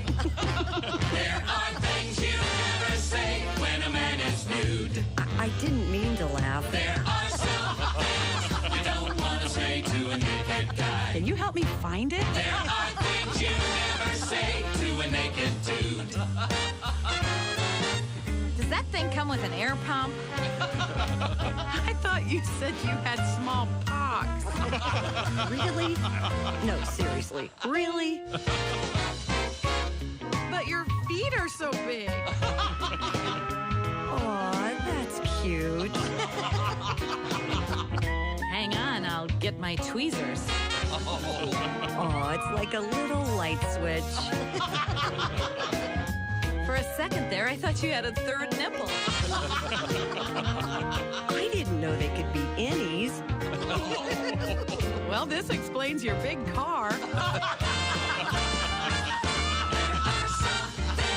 You don't want to say to a naked guy. Wow, your boobs are bigger than mine. I have what could be the greatest email in the history of the world. Hi, welcome back to the Bob and Tom Show. Christy Lee on vacation. That's Jess Hooker at the news desk. Hello. There's Josh Arnold at the I Hate Steven Singer sidekick chair. Many emails coming in letting us know Little Bitty Pretty One is the song that we have been talking about without knowing. Oh, there's you mean, hey, ladies and gentlemen, Little Bitty Pretty One. I swear he hit the wrong button. I wanted to drum roll into it. You see. There's Willie Griswold. Willie is on his way to the Super Bowl. Love it. Famous songs with mm-ums in them. Yes. This is the best one. I think you're right, Josh. Oh, so good. Did you do this in show choir? No. I could see you with your white gloves going up. We didn't wear gloves. We wore sequins, vests, and bow ties. Very masculine. What'd the ladies wear? Dresses. See, this has got some soul. Yeah, that's a note. All right. Thurston Harris is that one. And then we were also playing Wayne Fontana and the Mindbenders. And, we sure were. Their class. Well, now we have a special surprise. Oh, my. Coming up later in the show, we're going to talk with Mark Summers, television host, comedian, etc. We're going to also talk with Allie Breen for Sexy Time. But right now, on the big screen, ladies and gentlemen. What the heck? It's Mr. Jeff Oskey with a special edition of News We Failed to Mention. That's right, everybody. How's it going, folks? Good. What a lovely surprise. Good to see you. Oh, it's good to see you guys. As you know, we give you a lot of the news each week, but we don't give you all the news, so I'm here in the middle of the week to give you the news. We need to tell the audience you got rid of the bulk of your hair. I did. The Ted Kaczynski thing's gone, but you kept the Ted Kaczynski beard. I donated it to this charity. You may have heard it. It helps bald homeless people called Locks of Lice. I donated all my hair to them. Lice. He's talking about You feel good about that one, Jeff? Actually, I feel great, man. Why not? I'm a car away from being homeless. I can make fun of them. Let's do this. Oops, that's not my intro. No, I don't know. I like that one better. Wait a minute, let that first one go. Let's bring it back. And now here's Jeff Oskey. News we failed to mention. That's right. A woman got a car key stuck in her face when her friend threw her keys to her. What you failed to mention, it required a trip to the emergency room. On a positive note, it did cure her lockjaw. You see the key in the jaw, the lock. Okay, Tom, we aren't going to do this again. We received a few emails after my last one going, hey, Tom, the jokes are pretty simple. We aren't stupid. Let them tell them. So, roasted chilies have been named the official smell of New Mexico. What you failed to mention, although a lot of states have updated their smells, the official smell of New York will still remain garbage and hot urine. Oh, I'm not supposed to do that, am I? Hot urine. Hot. That makes it even stinkier. I prefer mine iced down. Chick, you're allowed. Oh, okay, cool. I give you a pass. Thank you. Some rich douchebag is spending $2 million a year to look younger. What you failed to mention, you don't have to spend that much if you want to look younger and better. Just date an old ugly chick. Wow. You can't argue with them. Our good friend David Rush, again, has set a record for the most underwear pulled on in 30 seconds. What you failed to mention, don't worry, Pat Godwin still holds the record for dropping the most panties in 30 seconds. Yeah, he does. Woo! Oh, yeah. If he was actually at work today, he might have enjoyed that. A bioscience company has announced that through DNA, they're trying to bring back the currently extinct dodo bird. What you failed to mention, I just want to know who the dodo is behind this horrible idea. Oh, yay! COVID-23. Tom Brady officially retired from football for good this time. What you failed to mention, when asked what he's going to do with all his free time, he's like, I'll probably just spend all my time swimming around in all this poon. A gibbon at the zoo in a cage by herself recently became pregnant. What you failed to mention, zoo officials have solved the mystery of how she became pregnant, and now we also know why Joe in maintenance is no longer with the zoo. You'll love this. Just in time for Valentine's Day, to raise money, a cat shelter is allowing people to name litter boxes after their exes. What you failed to mention, for an additional $200, you can get the Amber Heard special. They'll go to your ex's house and leave a few turds in their bed. And finally, a Chinese balloon was shot down over the Atlantic this weekend. What you failed to mention, I honestly, when they shot it, I expected to see a bunch of kids trying to escape from the iPhone factory falling from the sky. But apparently that was okay. Let's try this one. A Chinese balloon was shot down over the Atlantic over the weekend. What you failed to mention, totally ruining Chen Li's 5th birthday party. I'm Jeff Oskey, and this has been the news we failed to mention. There it is. I like your new theme. Jeff Oskey, ladies and gentlemen. Jeff Oskey, soon to be seen. What song was that? Hey, am I getting this right, Jeffrey? Oh, we've lost him. I think that this Saturday is this Jeff Oskey and Patty G. That's right. In Evansville, at the Simplicity Shop. That's apparently a great gig in Evansville, Indiana. This Saturday only. Mr. Godwin and Mr. Oskey in concert. That'll be a terrific show. Did you see that when they shot down that balloon? By the way. I did. Yeah, there was a gigantic. It turned out that huge pink glow. It was a gender reveal party. Oh, nice. Yeah, in Shanghai. Funny enough, what a stray, a little off course. The Aleutians, then Montana. The Aleutians. Boy, have the Aleutians gotten this much publicity in the last 100 years? The elusive Aleutian. What's your favorite Aleutian island? Go. I'm not really conversant with the, I'd like to see him. I've always wanted to take a tour of Alaska. Maybe one of those Alaskan cruises. Oh, yeah. Maybe Pat Goner will be the entertainment. Maybe it'll Wouldn't that be my luck? Not that I wouldn't be happy to see him. It's just, boy, I thought maybe I'd get something I haven't seen before. Hey, look, in the lounge, it's Thurston Harris. Oh, yeah. Well, that'd be something. It sure would. The odds of that are pretty slim. Sorry. More sports? Yeah, what do we got over there? Why not? Americans are expected to bet $16 billion with a B on the Super Bowl this year. That's all? Nearly twice as much as last year. According to the American Gaming Association, an august body in Trenton, New Jersey, more than 50 million American adults, 50 million are expected to bet on the national championship game between the Eagles and the Kansas City Chiefs. It's an increase of 61% from last year. Wow.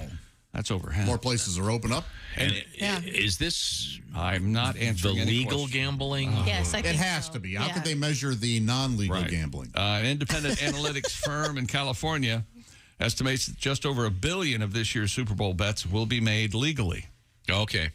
The leading states are Nevada at 155 million, New York 111 million, Pennsylvania 91 million, Ohio 85 million, New Jersey 84 million. I'm gonna download an app. I'm gonna make my first bet ever. Is that right? Yep, on the Super Bowl. Cool. I mean, I wish they had commercials that would tell you where you could bet. I know, right? Oh, wait a second. And by they the way, do. if any of those betting sites need a spokesperson, I'm available. Oh, the Chick McGee shoe of the week. Exactly right. This is the I'd real like to shoe. see you up there with Jamie Foxx or whomever. And That's me, Jamie Foxx, and Kevin Hart. And the real tall guy from the Celtics, Kevin Garnett. Mm-hmm. All right. There you go. So I'm sorry. Could you? I wasn't really listening. What was the what's the overall total of betting versus the amount that's legal? $16 billion bet on the Super Bowl. Right. $1 billion of this year's Super Bowl bets will be made legally. So that implies, if you do the math real quick, $15 billion illegally. I don't think that's right. What makes for an illegal bet? Like just bookie. Yeah. Oh, okay. That's it. wait, technically, $16 billion isn't legal bets. Americans are expected to bet $16 billion on the Super Bowl this year, nearly twice as much as last year. An independent analytics firm in California estimates that just over $1 billion of this year's Super Bowl bets will be made legally. I mean, So that's they were able to. staggering. I apologize. So $15 billion, you can assume. Does that count like if you do the square game in your house? I and wonder if stuff? they are. Yeah, you know what I mean? Like the just at a Super Bowl party playing a game. This can't be accurate. This is all just guesswork. No, it never is. I agree. I have a question. I have a question. I haven't looked this up. Is there a prop bet Although I guess do they release all of the commercials before the game? Yeah, I think they do, yeah. Oh, okay, I was going to say, is there a prop get? How many commercials will Peyton Manning be in? No. Yeah. What's the over-under? The only prop bet I saw about the commercials was which Super Bowl commercial will be aired first. Oh. Between all the sponsors. Doritos is the favorite, followed by M&M's. What about Budweiser? I don't think Are they in this year? I don't think the beer. I did see. Budweiser backed away a couple years ago, didn't it? But I didn't know. I don't know. I saw a headline saying that liquor is back, crypto is out. Huh? Because crypto, you have to have crypto to advertise it. If you don't have crypto. And last year, a bunch of the people who were in the crypto commercial are actually getting sued. Uh-oh. See, now this is an outrage. Let's say you're a spokesman for, I don't know, a home security company, and something goes wrong. You can't sue me because I told you about a home security company. Can you? No. I don't know. Outrage. I say we stop this quick, fast, and in a hurry. This email starts, Dear Fatty Fat Fat Fat. Every time we see the Andy Reid State Farm commercial, have you seen this where they're on the airplane? I like it. And he's drawing faces on people with a marker. My 11-year-old daughter throws out a great running gag. She says, right before Andy says his last line, she delivers this setup. Hey, Dad, what did Andy Reid say to that McDonald's bag? And as we all know, Andy answers, I'm going to get to the bottom of this. That's great. Matt says his daughter kills every time. So there you go. Terrific. Awesome. Great joke. I'm going to get to the bottom of this. And by the way, Tom, as long as you're looking up Wayne Fontana and the Mindbenders and the song, I tried that at home on my music service, and they recommended bands included Freddie and the Dreamers. Oh, boy. You are welcome from Jeff. I'm telling you now. Are you familiar with Freddie and the Dreamers? No. No, they're very, very good. You know how to do the Freddie. Should have said yes. No, I don't know how to do the Freddie. Oh. It's a dance, right? Of course it's a dance. Will you get up and do the Freddie, or can you do up? I can explain it. The Freddie is like doing a jumping jack, but you stay on one foot. Kind of a. It's like this. Yeah, sort of like a YMCA, just doing the Y over and over again. Oh, okay. Freddie. Real stupid. It was a huge hit. Freddie and the Dreamers, ladies and gentlemen. Coming up in sports. 2 world records, including Cape World Record. So we'll never, hopefully, talk about capes ever again. And the world's oldest female comedian. Wherever she is, we're going. That's all coming up. I hope she's filthy. I've got a couple guesses on who this is. We'll find out. Right now, I'll remind you, tick, tick, tick. The clock is ticking. Valentine's Day around the corner. What can you do? Well, I got the exact answer right here. Steven Singer Jewelers. I'll be telling you more about Steven Singer because Josh is sitting at the Steven Singer sidekick chair. That's right. Try saying that quickly. And Edward has written in, Tom. He says, just to let you know, I ordered 2 red roses for my wife and daughter. They look great. I'll be buying more in the future.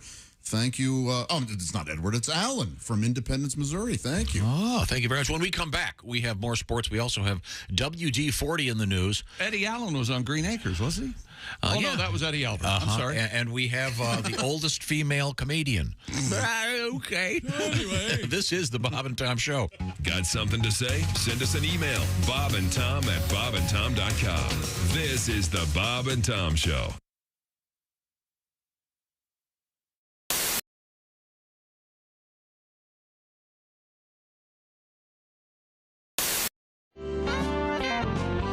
Daddy worked to feed us kids. Nobody worked harder than Daddy did in an old chicken house that was dusty and scalding hot. And then the steak came along and busted Daddy on 600 pounds of pot. And Mama cooked in the kitchen. Lord, I can still smell the chicken. She was active in her church and kept our torn breeches stitched. And then the steak came along, and it turns out Mama was a satanic voodoo witch. Crazy people raising babies around Rottweilers with rabies. Sometimes folks you thought were wholesome wind up doing time in Folsom. Was Sister really teaching scripture at the Sunday school? They're swapping naked pictures with a heroin mule. Was she cutting up collards and boiling corn? Or making $1 million in computer porn?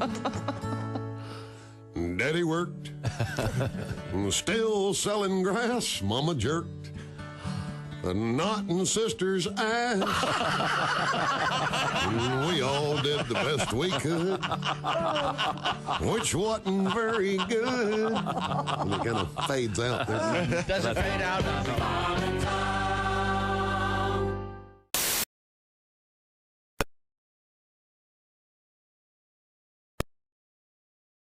You're listening to Bob and Tom 24/7.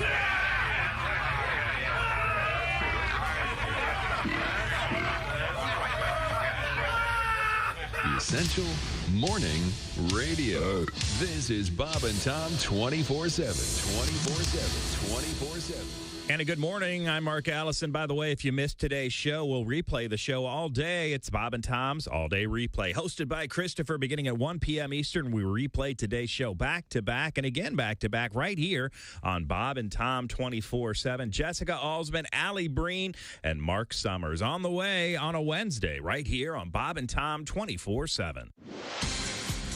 Good morning. I'm Mark Allison with a look at things you may have missed. Court documents say a 24-year-old man who police have linked to several unusual events at the Dallas Zoo, including the nabbing of 2 small monkeys, later found at a vacant home, told investigators he loves animals and that if he's released from jail, he's going to take more. Davion Irvin remained jailed Tuesday on $25,000 bond. Irvin arrested last week, charged with 6 counts of animal cruelty, 2 counts of burglary. According to arrest warrant affidavits, Irvin told police on the night of January 29th he waited till dark, jumped a fence to get onto the zoo grounds, cut the metal mesh of an enclosure, and took the 2 emperor tamarin monkeys and left them in an abandoned house. A fan publication devoted to Bruce Springsteen says it's shutting down after 43 years, with its publisher saying he's been disillusioned by the talk about ticket prices for their hero's current tour. Backstreets, active as both a website and magazine, is unusual for its journalistic rigor while leaving no doubt of its fan worship.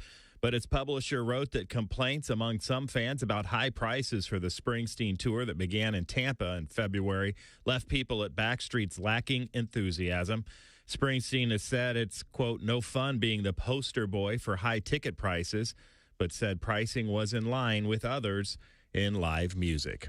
And that's a look at things you may have missed. More of the Bob and Tom Show coming up. Ladies and gentlemen, Bob and Tom. Mail at bobandtom@bobandtom.com from Mr. Josh Arnold. I have a trucker request, nothing too crazy. I'd just like to hear fart sound number 2, please.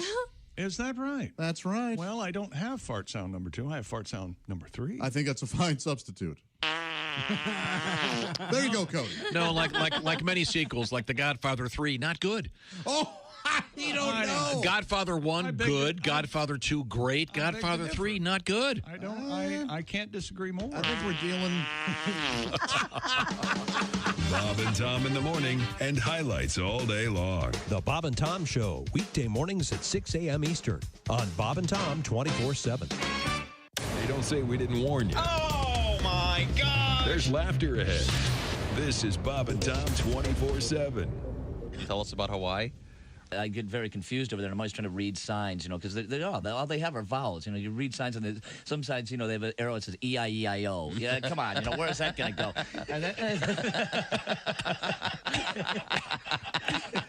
Obviously, to a pineapple farm. Yeah, what is that? And, and I'm always trying to, I'm trying to impress. I was with this girl, and I'm trying to impress her about how much I know about Hawaii. This is my second time there, and I'm like, I go, oh, now look here. This is the Ni-I-I-I-Pu'u lo o-o-ke a-uti. And she said, that's lookout, you idiot. I'm like, I guess I'm a little used to read these signs around here. I see. And fascinating. They have 2 airports on the island of Maui, and one is called like Hilly Willy Pooly, and then they call the other one Willy Willy Polly, and then I go to the wrong one, and I'm the idiot. It's supposed to be Hilly Willy Pooly, not Willy Willy Polly. They're going to be an hour and a half apart. They shouldn't sound exactly the same. Not Hilly Willy Pooly, Willy Willy Polly. Well, I have a theory, and I think everything in Hawaii was named by Mel Tillis in a hurry. Is what happened. They just brought Mel over. Mel, what'd you call that? Okay, come on over here. Pie. Mel, what would you call that big beautiful bird? Well, yeah, that's good. That's the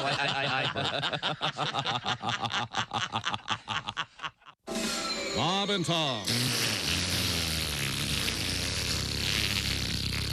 They put the F in professional. And Jesus said, take this bread and eat it. It is my body. And the disciples said, Jesus, we're all on low-carb diet.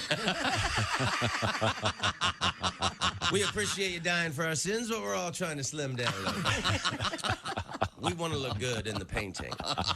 Hi, this is comedian Rob Haney, and you're listening to Bob and Tom 24/7.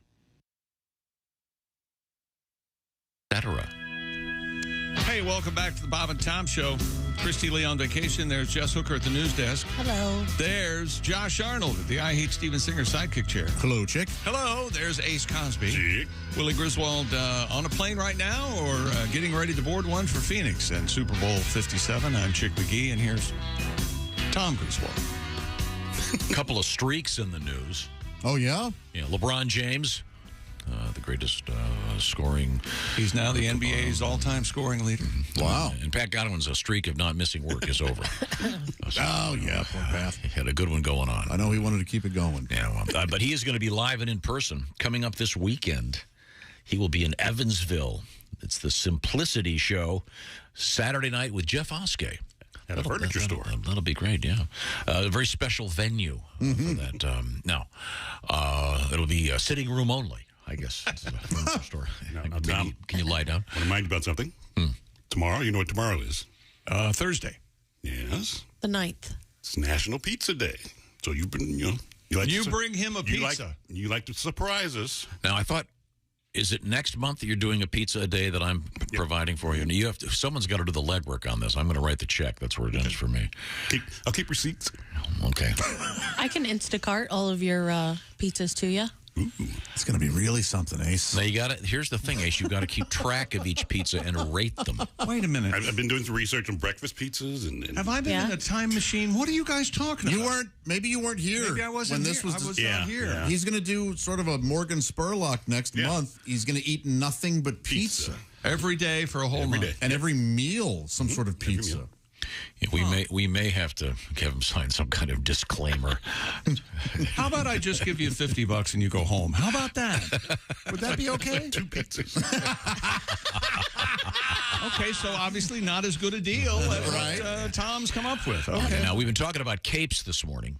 And yes, you have. Stupid world record. Talking the crap out of it. I think it's fascinating that. Shut up, fans. Who wears a cape? Shut up. I got another one for you. You shut up. Oh.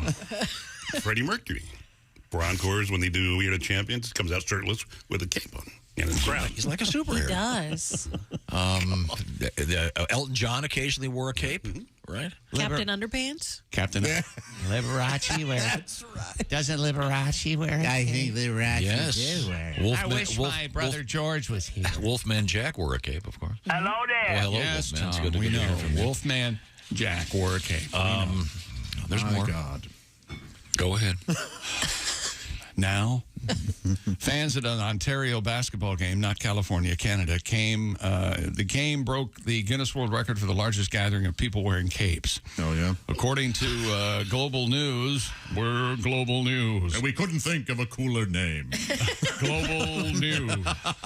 The Toronto Raptors, to be born in the time of Jurassic Park. The Toronto Raptors hosted its Cape for Kids night, which raised funds for several charities. Attendees were instructed to wear capes, with the final count coming in at 2,854 people in capes, breaking the previous record of 2,266. A fair question, where do you get them? I mean, if you had to go get a cape this afternoon, where would you go? You mean like a quality cape, not a kid's cape, like dress-up cape? I'd probably go to South Africa. Cape Town. It's all in Cape Town. Now, Tom is far too modest to mention his days in the Cape, but the homoerotic exercise that Tom and his brothers would conduct at some sort of extensive, amazing lake house. I'll explain this. It was boys just being boys. Okay. Incestuous, sure. We didn't have a dryer. Okay. At the house Sure. on Lake Michigan, so you'd hang up your towel. Yeah. Your mom would issue you one towel at the beginning of the week. And a clothespin with your name on it. And a clothespin with your name on it. Mommy. So then, but you only had the one towel. Right. That that's was it. Right. So you'd put it outside, clip it on there, and then when you'd go use it. Sure. When you'd go back up at the house, there was like a dorm upstairs. Right. With 4 beds in it, and that's where the guys we'd all go up there and we'd sleep and change, et cetera, et cetera. And compare wanks. And we created a superhero. When you would dry off, Sure. you would take the towel Yes. and wrap the short side of it around your neck and clip it on. Okay. And then you would become Bear Man. Nice. The naked superhero running around with your brothers screaming, "It's Bear Man!" And go, "Get the hell away from me!" Yes. Yeah. Yes. The classic Bear Man thing. I like it. I've never been you know happier to what? be an only child. I just realized that there is a picture, I think, on my phone of me wearing a cape at my senior spring break, intoxicated. I think there's a belt around my head. I'll have to look. Where did you get? Was it a homemade cape? Yeah, it was a cape. Like, I'm sure it was a towel, a beach towel or whatever. We were in Fort Myers Beach, and yeah, it's I think I have this on my Party phone right cape. now. Yeah. A yeah. party cape. But again, where did all these people in Toronto? Maybe there's a place that provides capes for the Well, charity. I mean, anything can be a cape if you're creative, right? I mean, I can get you an adult superhero cape for $9.99. Well, I bet it's not an original fiber in the entire construction. Made out of Diet Pepsi. 2-liter bottle. Yeah. So Dracula wears one, of course. Yeah. At least the Bela Lugosi Dracula. The Count from Sesame Street, he wears one. Of course. Yeah. Superman, Batman, naturally. Well, yeah. Sherlock Holmes wore a cape, right? Darth Vader wears a cape. Yes, he does. Oh, Zorro. Oh. Right? Didn't Zorro? And we determined that when I met Wolfman Jack, he was wearing a cape. I mean, to be able to pull that off. Darkwing Duck. Didn't Darkwing Duck wear a cape? he did, yeah. I mean, Josh, do you think all of the things being equal, Yeah. if we went to, say, a radio convention, Yeah. and you were dressed in your normal garb, but wore a cape and didn't say anything to anybody, Yeah. Yeah. do you think it'd be awkward? Yes. Yes. Would people say Especially something? with the association of Wolfman Jack having Worn the cape? Yeah, yeah. But I mean, think about it. For him, where does he go in his head going, hey, you know something? I'm Wolfman Jack. I can get away with wearing a cape. Maybe he just liked it. I don't know.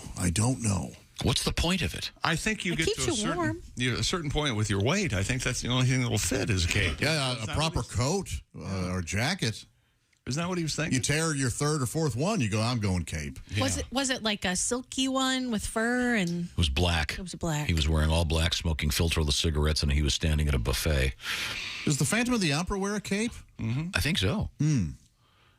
Elvis wore a cape on occasion. I just think it's an unusual piece of garb. You don't really. Yeah. Like you're not packing to go to camp, and it says 3 pairs of socks, 2 pairs of jeans, a pair of sandals, a pair of tennis shoes, and a cape. Wait a minute. What do you mean it says? Did you have an item list when you would pack and go to camp? Yeah, All sure. kids do. Oh, they do? Oh, 100%. Well, see, they send you a list of everything that you're going to need at camp. I never went to camp. I had friends in my neighborhood that liked me, so we would often play all summer, as opposed to being thrown into some weird environment with strangers. Forced to. If you do things like hike, exercise, run around. Did all that as I was a kid. Didn't have to pay for it. You're doing an anti-camp rant? What is that? What the hell's wrong? One more world record coming up when we come back. Probably won't be as exciting as the cape thing. If not, I don't know. I can't imagine. Coming up, we have Allie Breen with Sexy Time, and we have a request. No more capes? No, we have a request. Oh, hang on. I just know I hang wanna on a be second. Places where I'm celebrated. Kyrie's not still just talking. Hang on. Or just kind of dealt with in a way that doesn't make me feel respected. Yeah. There were the times paycheck throughout isn't this respected. process when I was in Brooklyn where I felt very disrespected. Very disrespected. My talent. Yeah. World's smallest violin. What I do. No one ever talks about my work ethic, though. Okay, we'll check back in with Kyrie. May you get COVID-23 and die a sad death. We have Coming up, a request here, Jess. You're our cook. We have the story about Andy Reid's famous mac and cheese. Yes. Can you dig it up and see if we can make it for next week? I can make it for tomorrow. Perfect. Okay. Are you pre-Super Bowl? We'll look forward to it. Thank you. This is the Bob and Tom Show. Got a comment? Our email is bobandtom@bobandtom.com. More Bob and Tom next. State law.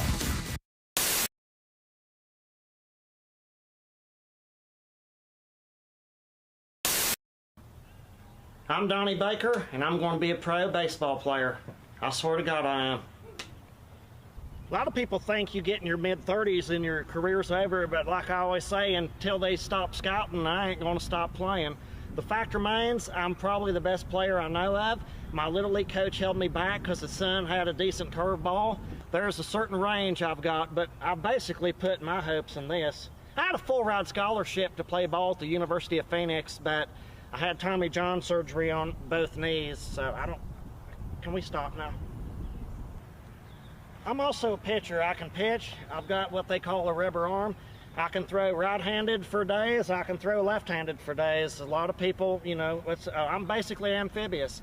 So I've told coaches before, put me on the mound. The secret to pitching for me is I like to check the runner when there's nobody on base. It throws a hitter off. I swear to God it does. This is third base. I've been there before, but usually it was after proms, man. But I probably know more about the scoring position than anybody I know of. Basically, my knowledge of the game, I've been taught in different ways, but I've also invented things. I like to get my lead at third base backwards. That way the pitcher thinks there's nobody even here. It's a lot easier to steal home, and with my martial arts expertise, I've been trained at Discount Karate to scissor kick the catcher, and I could even break his karate artery if I had to. So there's no chance of a Pete Rose situation at home. I win it every time, especially if I got my Wolf shirt on.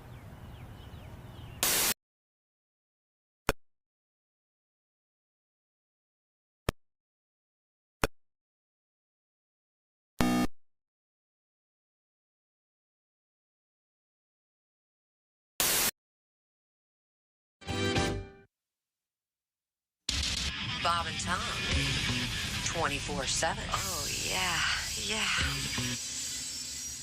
Hope you're having a good Wednesday morning. It's February 8th. Pat Godwin a little under the weather, so he took the day off, getting rested up. Where's Willie Griswold? Well, he's weighing his way to Arizona. He'll be appearing with Kostaki Economopoulos and Frank Caliendo at our Super Bowl preview coming up Thursday and Friday as we get set for the Super Bowl on Sunday.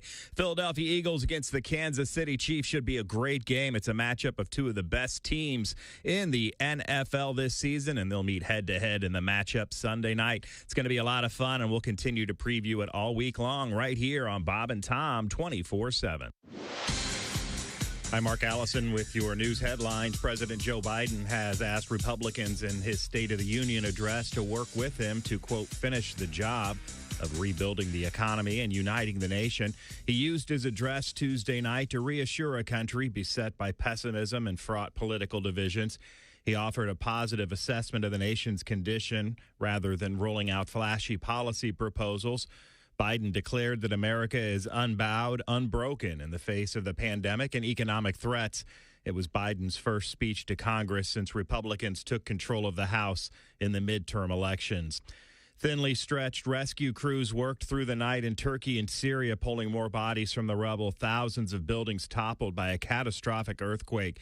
The death toll now more than 9,500. Ukrainian President Vladimir Zelensky will visit Britain in his first trip to the UK since the war began nearly a year ago. The visit came as Ukrainian officials said that Russian forces blasted areas of eastern Ukraine with more artillery. And LeBron James, the new NBA career scoring leader, with a step-back jumper with 10.9 seconds left in the third quarter of the Lakers game Tuesday night against Oklahoma City. James pushed his career total to 38,388 points and broke the record of Kareem Abdul-Jabbar that held for nearly 4 decades. And that's a look at your news headlines. More of the Bob and Tom Show coming up. Hey, hi, this is Tom. And this is Chick from the Bob and Tom Show. Hey, Christy, what's the best way to get full access to the show? Hey, what? You introduced me. That would be to become a Bob and Tom VIP. Very good. Now, Josh, what's a feature of Bob and Tom VIP? Wait a minute. Well, the live 5-camera video stream of the show, plus a podcast of the show and comedy from the Bob and Tom archives. Excellent. Chick, what do you have to say for yourself? Become a Bob and Tom VIP now. Just go to bobandtom.com/VIP. See, that was worth the wait, wasn't it? Bob and Tom. Well-meaning, but Yeah, they're all messed up. more than slightly confused. It's Dan Greeter. Dan, Good morning. Dan, how are you? Good. Dan, first off, Nice. Yes. you're from Cleveland, but you went to school At Ohio State, How'd that go? Columbus. I loved it there. I'm a big football fan. I love college football. You know, we should have a college football team. I was in Boston a couple months ago. I was turning around, I went down to Cambridge. You know, I was walking the Harvard campus there, you know, pretending. And, and it dawned on me, Harvard, they didn't put anybody good in football, do they, Harvard, huh? Ivy League, bunch of wimps. That Big Ten, you know, Pac-10, it's big business. You got the football program. You know, people may take a class or two. Right. You know, as Harvard, you get the school football game might break out on the weekend. I think if Harvard ever played like Ohio State in football, the play-by-play be something like, and Harvard's quarterback is dropped behind the line again for loss of 40. Harvard's man there, of course, is Chad Elmhurst. Chad is an academic All-American at Harvard, majored in physics with a minor in mathematics. And Bob, they tell me he's actually graduating a year early. And he's not going anywhere right now because he was flattened by Big Moose McCauley.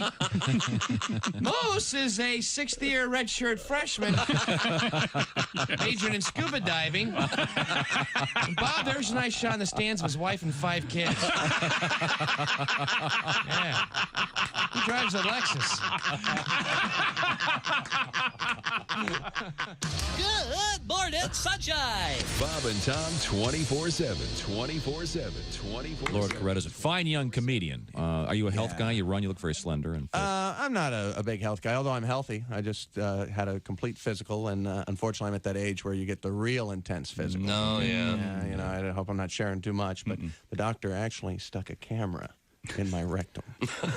It wasn't part of any procedure. He just suspected that his nurse was stealing from him. Hi, this is Bob and Tom 24/7. My name is Jim Gaffigan.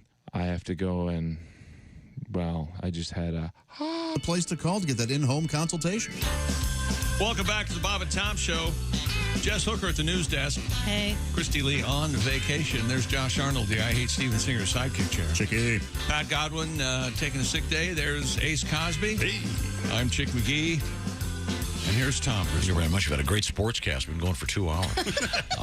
Talking about that big record. And for those of you who've asked me, is Tom that really that weird? Is he really that odd? Is he really that strange? Yes, yes, and yes. Off the air, we were talking about a topic, and Josh and I were conversing, and Jess was joining in, and Josh made a declaration, and Tom blurted out, "That's wrong!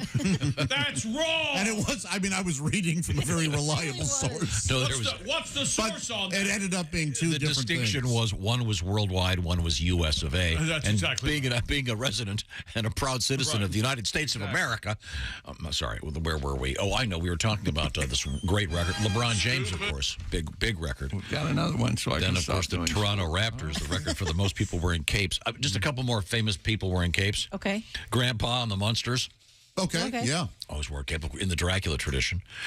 James Brown wore a cape at the end of the show. Remember that? Oh, sure. Yeah, he had taken off. He had a cape attendant. Yeah. You got to have one of those. And, of course, the great band Here Come the Mummies. You will often see a cape on one of the members of Oh, really? Cool. A mummy cape. But right now we have another world record. The last one for today. Stupid world record. So listen and enjoy it. Diana Schulman, a.k.a. Schulman? Diane Forrest, easy, has been confirmed by Guinness as the world's oldest comedian female. Really? Or oldest female comedian. Okay. Diane was 87 years, 201 days when her achievement was officially recognized by Guinness. Born on July 31st, 1934, Diane has been entertaining audiences for the Diane has been performing in front of audiences for the last 2 decades. Hey, she could be she sounds like a treat. I'd love to see her. There's no way this woman could say anything that I would honestly How laugh old? at. 80 what? 82? 87. 87. Almost 88. So she started when she was her. 67. Is that what you said? Hey, a lot of people get the late. Lewis Black got a later start. Dangerfield got a later start. Diane has been entertaining for the last 2 decades. That's exactly right. So it could be very well in the retirement home, in the little entertainment room. I bet she slays. You think, she travels the country and does this? That's what it says. A comedian joked that she'd finally got her hands on the record because her fellow comic friend Ruth Miller, who was 6 months older than her, died. Okay. That's so witty. What's her name? Diane Schulman? Diane Forrest. She goes. I'm sorry. She has a stage name. Diana she goes by Schulman. D''YAN. I hate her already. Does she have Forrest. puppets? Does she have what? Puppets? Like what's her Okay, shtick? now wait a minute. This is interesting. I'd like to see an old lady with puppets. No, I'd watch that. she's a prop. She uses musical instruments. Oh. I got to find a clip on YouTube. And it says, well, the one I found I can't use because the subtitle isn't afraid to talk dirty. Oh. Did you watch it or just let it go because No, I'm going to pass on it. Maybe we can do a little edit on it. When her friend Ruth Miller died and made her the oldest comedian, she said, she quipped, it says, I mean, what a tragedy, but what a lucky break for me. Wow. Here she's doing a late show at 5:15 this afternoon. Oh, boy, they're still doing that 5:15 late show? Yeah. Boy. But she's only been doing it for 20 years. Let me ask you something. How did that happen to me? Because I have been getting up early at this point in my life for 50 years, but I never ate as early as I do in the last 5 or 7 years. How does that happen? Well, you don't want to eat dinner at 6:30 and go to bed at 7. Yeah. Right. That's true. That's the issue there. But when I was younger, I wouldn't even think of what I would just eat it and then. No, I would even go right to sleep. Yes. And I'd barf in my bed and lie down in it. those were different times. I'd make illegal drug deals. These all happen. Every town that has a comedy club will typically have an open mic night, and almost every town has somebody like an octogenarian. Yes. That goes up, and Really? I'm telling you, they murder. Well, we'll have to edit this. We'll get a little bit of. Now, she may prove me wrong about being good. I good. don't know why the weird spelling, but I'll definitely give her a shot here. In any event, we'll get a little bit of that world record out there. This is right. We were talking about capes. Yes. See, I got us off of it, and I got us right back on it. One of my favorite television scary movie hosts when I was a kid, Dr. Creep from Channel 22 in Dayton, Ohio. Dr. Creep, or as I called him, Doc. Doc wore a cape. Cool. I think his name's Barry something. I forget what his last name is. It's just interesting to me that there are certain... Can you see Dr. Creep? Sure. Yeah, we had one here. His name was Sammy Terry. We had the famous Ghoulardi. Right. You know, Ernie Anderson. When she just said Sammy Terry, and I think I met Sammy Terry a couple times. Sure. And his son. And his son, but it was after that. And it was after I met his son that I finally got Sammy Terry. Cemetery. I didn't get it right away either. Oh. Yeah. Yes. Had no idea. Yeah. Because I kept going, what is Sammy Terry? Wait a minute. even Aren't you the mean? one that about a year ago just figured out that the Wizard of Oz black and white versus color thing involved the people on the farm or the people in the land of Oz? You didn't know that. I didn't know that either. Are you serious? The farm hands were the Cowardly Lion, the Tin Man, and the Scarecrow. Amazing. Yeah, no. And the guy in the... Evidently, it was the traveling salesman. Yeah, you just figured that out, did you? Toddlers the world round knew that. And even at the end of it, when you were there and you were there and you were there too, Right. I didn't That's know kind what of a strong hint. I don't know what she was talking about. Okay, it's classic. Did you feel stupid when you looked at the dogs and said, "You know this?" And they went, "We sure did." Plain as day. Sammy Terry. Sammy Terry. Cemetery. Yeah, sure. And the teacher was the Wicked Witch. Isn't that? So the larger point It's an here. entirely different movie when you know that. But the thing about a cape is it's an affectation, and certain people can actually pull it off. Same thing I think is true of an ascot. Yeah. If someone came in here with an ascot, Well, now you're talking, because I've been thinking of getting into an ascot. I think you could pull it off. I like winter scarves. You can do it. I like a nice winter scarf around my neck. You don't think ascot just shouts out douchebag, self-important, egomaniacal? Drew Hastings will wear one on television. I repeat what I just said. He could get away with it, right? I think he can. Well, he's a douchebag. If he came in here wearing one, none of us would say anything. It fits. That would be typical for him. He could wear a cape. Yes, he could. Didn't he walk in here once with a cane with some kind of big silver knob on it? Yes. All those are totally fitting. Do you remember why he was wearing? He loves accessories. Loved the cane because he said this. I can use this to point toward the future. And trip small children. That's right. And he also trips small children. That's exactly Drew Hastings. Again, my point is, it takes a certain someone you can get away with certain stuff. Yes, I don't know. When you reach a certain level of fame or a certain character. I have a new hat, and I've been told that I pull it off. What is it? Oh, yeah. It's a Scully, a Peaky Blinders hat. Yeah, it is. Yeah, it's kind of one of those. Have you seen it? I've seen it. Actually, I'm glad you brought that up. Oh, because we get here early, and it's kind of really quiet and kind of dark in some of the parts of the building. So I'm walking through this morning, coming back here from something. I don't know. I was doing something important, banking or calling world leaders or something. Sure. And I'm walking down the hallway, and Josh comes at me from my left, and just out of the corner of my eye, I didn't know who it was because you were wearing that dumb hat. Dumb hat. I don't. I thought I would, but I don't like the hat on you. You don't? Oh, okay. I don't. I don't like it. I think it makes your head look really little. Oh, yeah. Well, that's not great. No, it's not bad. I think it does make your head look little. That's the problem. So he looks like he's got like a big body and a little tiny head. Kinda. Huh. Yeah. Sorry, Josh. No, that's all right. I haven't seen it. I've been told by. Oh, okay. The hat you got is different than the Peaky Blinders hat I ordered. My Peaky Blind is a little bigger. I'm going to bring that in and see how that looks on you. You know, I bought you one. When I bought mine, I got you and Godwin one, and I've never seen either of you wear them. If you, and I'm just saying, if you don't want them, I'll take. Is this the cap that's like triangular? That it's. It's an Eddie cap. Oh yeah, that's what it is. But it's fitted. It's not as like. You know what I mean? Yeah. I think yours is fitted. I think it's. I like it. I think it looks. Try wearing it backwards. So it's kind of like a beret. You ever seen anyone wear a beret that just doesn't shout out douchebag? Oh, I'd look like that. I'd look like Rerun. The famous Fred Berry from the Lockers dance group. In any event, we're going to try to get some comedy from any of us. Diane Forrest, the Guinness World Record for the world's oldest comedian. I can't wait. Yeah, they give her the light. She walks toward it. No, we're not ready for you, Diane. I said she's old, very, very old. I'm looking forward to hearing from Diane. Right now, coming up, I'll remind you we have Allie Breen and Sexy Time. Also, when we come back, we're going to talk with television host guy and a guy who spent some time in Hollywood on stage with David Letterman in the early days. Mark Summers. Always look forward to that. Josh has just donned his cap. Looks good. Thank you, Ace. Thank you. It looks kind of like I like it. Like a jockey helmet, but made of cloth. It looks better than it did out of the corner of my eye this morning. I will admit that. Okay. We're all jerks. All right. Sorry. Yeah, no, it's fine. I find it to be very warm and comfortable, so I'm going to keep wearing it. Good. Yeah. It looks like you don't have a girlfriend to tell you to take that stupid thing off. So that's a great question.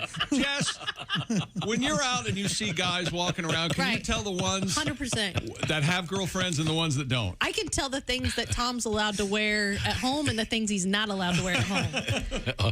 Big list. This shirt, not a favorite. Coming up, we'll talk with Mark Summers, who's always hilarious and interesting. Right now, speaking of boyfriends, girlfriends. Yeah, right now, I got okay, very good. Yeah, very good. There's something we can do to help you out. That's right. Fellas, ladies, pay attention. Valentine's Day, I keep telling you about it. Don't be the person going, oh, God, I forgot Valentine's Day is tomorrow. It's not tomorrow. Valentine's Day, you got plenty of time. You can handle this right now. Steven Singer Jewelers. Steven has the gold-dipped rose for 2023. The color this year is periwinkle. A bunch of them are available, although they always run out just prior to Valentine's Day. So check it out. Periwinkle is kind of a bluish, purpley, violet color. This This is an actual American Beauty rose dipped in 24-karat gold. This rose will not die in a week. It won't die ever because it's, once again, dipped in 24-karat gold. You'll find it at IHateStevenSinger.com. You can get on it right now. If you get that order in before 2 o'clock today, it'll be out the door. These start at just $59 and, of course, free shipping in time for Valentine's Day. You can't do better than that, ladies and gentlemen. Once again, Steven Singer Jewelers, famous, of course, for bracelets, necklaces, earrings, etc., etc. She or he will love something from Steven Singer. Steven Singer Jewelers, real roses, dipped in real 24-karat real gold for your real love. I hate StevenSinger.com. Tell them the Bob and Tom Show sent you. Coming up, would you give a monkey a tattoo gun? Wow. And expose your flesh to it. And Mark Summers. This is the Bob and Tom Show. Hey, guy, it's Ken Tarmac. This is Bob and Tom 24/7. Ken Tarmac. Hey, Ken Tarmac, Mark Allison here with you on a Wednesday. It's February the 8th. Coming up, Allie Breen. You can contact her across all social media. ALLIBREEN, AllieBreen.com. Also, your Snapchat, your Facebook, your Instagram. Dear Allie is what we call the show. Tom likes to call it sexy time. And we'll be talking about your relationship issues coming up, and we'll try to help you out. Help out everyone. You know, Valentine's Day right around the corner. Love, so important in your life. Don't you want to reach out with a little love for people? Don't you? Maybe send an email about how much you love people. That would be fun. Or call them, whatever. At any rate, Dear Allie on the way. AllieBreen.com to get your letters to Allie. I'm Chick McGee with your Bob and Tom Sports Update. LeBron James is the NBA's new career scoring leader. Step-back jumper with 10.9 seconds left in the third quarter of the Lakers game Tuesday night in Los Angeles against Oklahoma City. James pushed his career total to 38,388 points and broke the record that Kareem Abdul-Jabbar held for nearly 40 years. Jabbar became the league's all-time leading scorer on April 5th, 1984. The game stopped for a ceremony after James broke the record that included NBA Commissioner Adam Silver and Kareem Abdul-Jabbar. James finished with 38 points in the Lakers' 133-130 loss and now stands at 38,390 points career. Other NBA winners last night: New York, New Orleans, Phoenix, Memphis, and Denver. Top 25 college basketball: number 8, Virginia beat North Carolina State. Number 21, UConn beat number 10, Marquette. Number 12, Kansas State beat number 17, TCU. And number 18, Indiana beat number 24, Rutgers. And in the NHL last night, the Isles, Edmonton, and Vegas all win in regulation. And Pittsburgh, San Jose, and Anaheim get wins in overtime. I'm Chick McGee, and that's your Bob and Tom Sports Update. Things you hear on the Bob and Tom Show.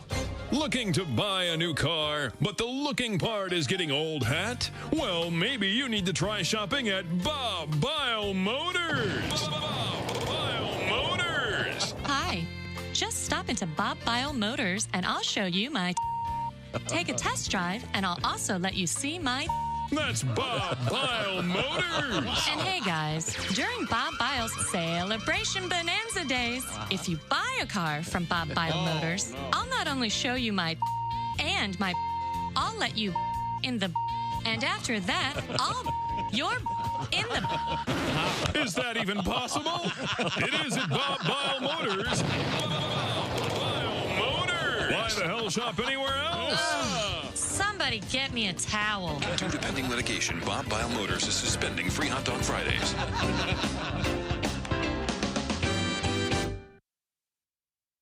Hey, this is comedian Ron White, and you're listening to Bob and Tom 24/7. Has this ever happened to you? Scalpel. Clamp. Knife. Ow! Hey! What the? Ah! Waking up during an operation can be both traumatic and painful. Did you know that you have a choice when it comes to choosing an anesthesia? What? Introducing Ed Pedural's Anesthesia City! Anesthesia City! Hey, Eddie Pedural here. When you need to get gooned on the goofy juice, it really helps to shop around. And there's no better time than now, as we're getting giddy at Anesthesia City. It's our once-a-year Malaise Days. Malaise Days! Bring in your Zoo Book coupon, and we'll knock off an additional 50% on scratch and dent ethers, penathols, and nitrous. Anesthesia City! And oh yeah, free balloons for the kids. Hey, if they're real young, make sure they don't suck on any of that balloon air, if you know what I'm saying. Anesthesia City! Open every day, 10 until 10. 9. I'm Ed Padural saying, so, what's it going to take for me to put you in a coma today? Bob and Tom. For your information, these are two of the worst kids I have ever encountered in my life, and I worked the state fair. We were stupid before stupid was cool. We don't know anything about you, Christian. Are you a married guy, single guy? I am married. I got married this past August. I am one of those lucky men. I'm one of those at first sight situations. I met my wife. I looked at her and I said, oh, my God. This is the woman I want to spend the next 4 to 7 years with. Wow. Wow, that's huge. That is an expectations. That is an exciting time, isn't it, Christian? Isn't it sweet? Yes, it is. That is lovely. How's it going? You know, it's not bad. She travels with me a lot, you know, not as often as I like. I love traveling with my wife because every time we go away together, we play this really fun game. It's called, How Is This My Fault? And the airlines, they tell you all this psychological stuff to make you feel safe. Like every time you get on the plane, they talk about the flotation seat. And they explain it to you. Like if you go down, if you crash in the ocean, then this seat will float. 2 planes out of 100 go overseas. 98 out of 100 stay right here. So if you want to make me happy, you show me a seat that's going to bounce out of a cornfield. That's what I like. They got everything just confused like that. James Gregory is our guest. He's not a flyer, apparently. Hey, don't say we didn't warn you. There's laughter ahead. This is Bob and Tom 24/7. Hey, welcome back to the Bob and Tom Show. Christy Lee on vacation. There's Jess Hooker at the news desk. Hello. Pat Godwin under the weather today. There's Josh Arnold at the I Hate Steven Singer sidekick chair. Chick. Ace Cosby. Willie's not here because he's on his way to the Super Bowl. I'm Chick McGee. And here's Tom Griswold preparing to talk to Mr. Mark Summers. And Tom sanitizing his hands before he talks to Mark Summers. That's interesting. Even though Mr. Summers is not in our building, that's a weird thing I did. I don't know why I did that. I always associate you, Mark, with cleanliness and being neat and having everything in its place because you've written a great book about your experience with OCD. Mark, hello, sir. How are you? I'm well, sir. I just took off my ascot right before I came on. Yeah. Now, you've been around a lot of famous Hollywood people. Anybody you know wear an ascot? George Hamilton would always wear an ascot. Yeah. Peter Bogdanovich always wore one. Yeah. Charles Nelson Riley would wear one. Yeah. Did you have any affectations? I don't remember that. Did you have any Hollywood-like affectations? Do you like wear a cape or? No, I gave up the ascot. I gave up the cape. No, I just try and wear my pants more often. But other than that, I am, All right. You're one of the few. You didn't develop any of those Hollywood habits like, cocaine addiction. What the hell's wrong with you? I've never done drugs. I've never even smoked a cigarette. I'm like the most boring human in the history of the world. But you're going to prove that you're not boring by talking about your new podcast. Before we get to that, I want to remind everybody, when you were here, you were telling us about moving to Hollywood. And there was a period of time where it was you and Letterman and a couple of other comedians that were doing the show warm-ups. That was such an interesting story. Can you give me the short version again?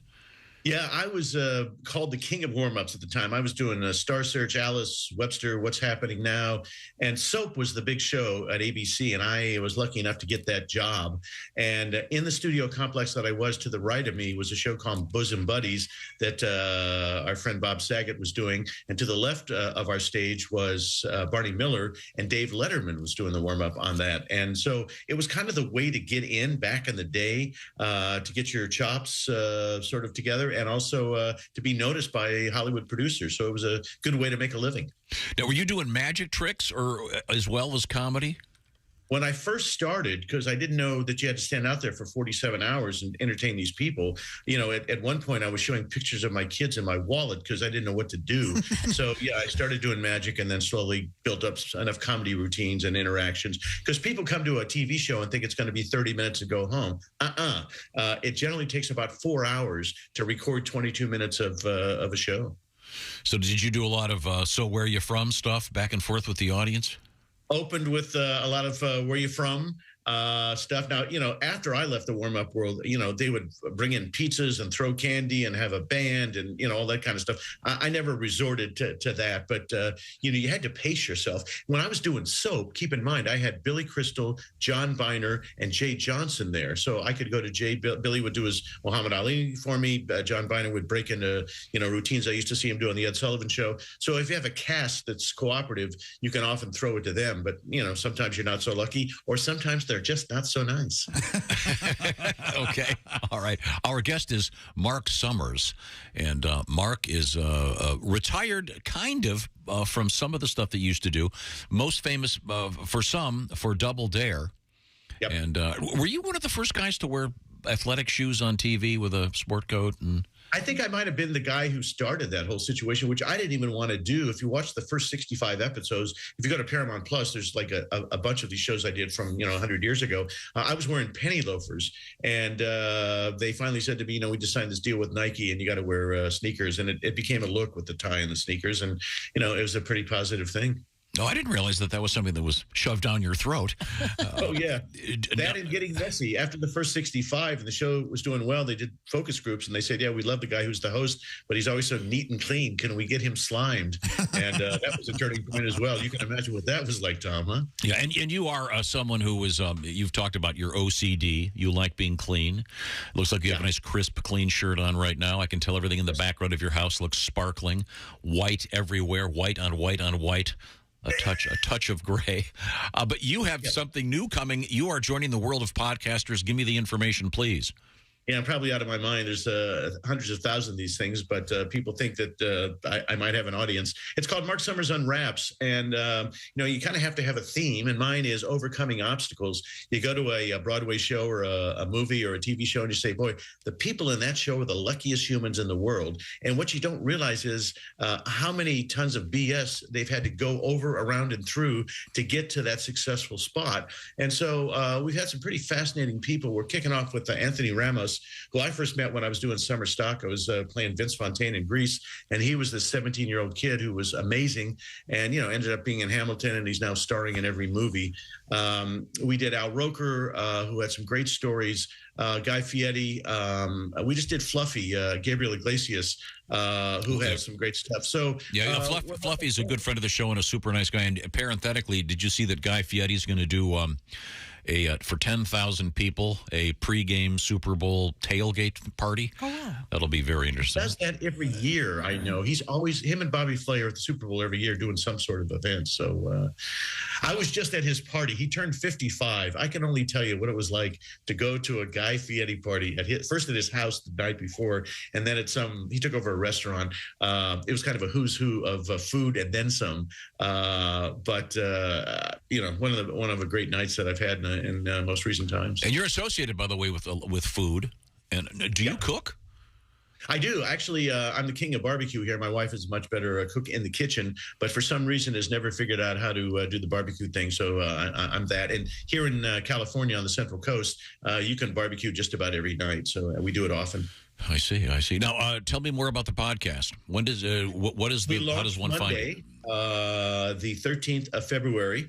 In fact, if you watch The View, they're doing a nice little piece on me Monday as well to help promote this thing. Cool. You've been kind enough to do it. I just did W2EF with Mark Maron, who loves you guys and is very kind talking about being with you guys over the years. And so, it's hard work because you don't just walk in and ask questions. I do tons of prep to find out behind the scenes of what's going on here. And we've brought several people to tears. Not that I'm trying to be Barbara Walters in any way, shape, or form, but for some reason, people open up to me. And I'm excited about, the launch on this on Monday. Every week we'll do a new one. And we hope people tune in wherever they hear their podcasts, as they always say. Now, you mentioned that you were in the play Grease. Yes. Did you have a singing role? Well, believe it or not, I did, although Vince Fontaine is drowned out by tons of other people. So thank God they didn't get a chance to hear me too much. But after I had diagnosed with cancer, and then I was in a car accident where I broke every bone in my face. And I thought, well, I don't know if I'm going to get many more chances. The one thing I always wanted to do was theater, and found a guy who, knew me and had just taken over theater, and he said, "You want to play Vince Fontaine?" I said, "Do I have to audition?" He said, "No." And I said, "I'll do it." So it was a lot of fun. And as a matter of fact, I did this one-man show, which we launched in a place called Bloomington Playwright Project in Bloomington, Indiana. Then we did the Adirondack Theater Festival. And this summer, I'm coming back and doing it again in a theater right outside Hershey, Pennsylvania. We're going to Buffalo, New York. And it's called The Life and Slimes of Mark Summers. And I'll be back, as they say on the boards, doing that this summer. But there will not be any singing. No, I've been told not to do that. Now, and your brother is a world-class drummer. I know that is an absolute fact. Did he hear you sing? Did he say anything? Yeah, he's one of the first who told me to stop doing it. Mike, was the drummer for Liza and Johnny Mathis and Henry Mancini, and conducted for Marvin Hamlish for years. He's had one hell of a career, and he knows music and knows better than to have guys like me singing, which is pretty funny. Well, I'm glad they put your face back together. You look very handsome. Thank you, sir. If not more handsome than before. It's not just sickening looking at you at all. Yeah, really nice. But you really do look great. One could not tell that you had your face meet a steering wheel or whatever it was exactly. It was on the back of a cab, wasn't it?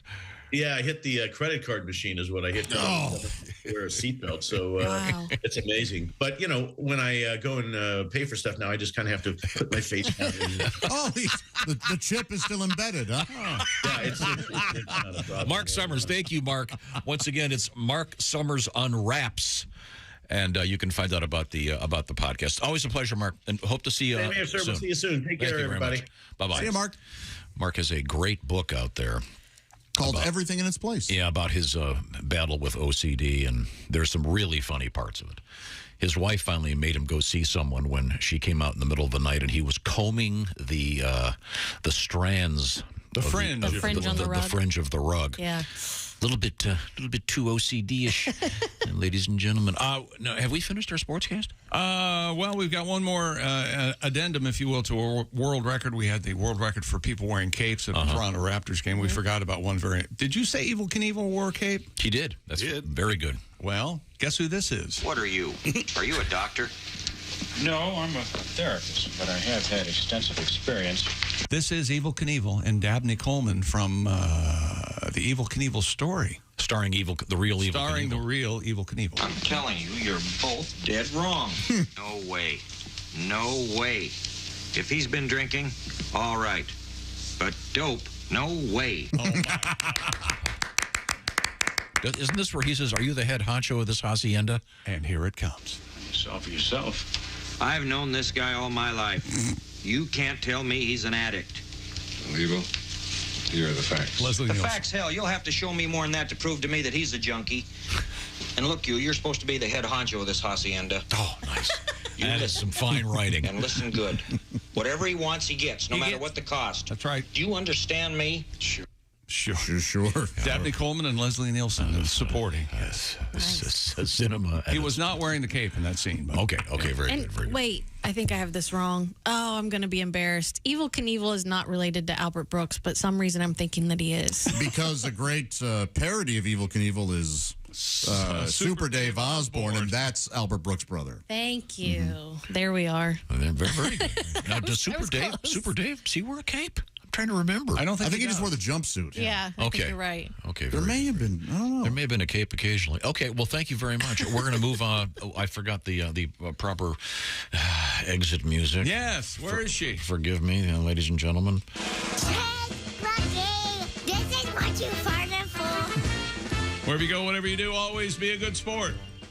Jess? The art collective, known as Mischief, MSCHF, specializes in unique and controversial products. They have announced a new perfume inspired by the world's most popular lubricant spray, WD-40. No.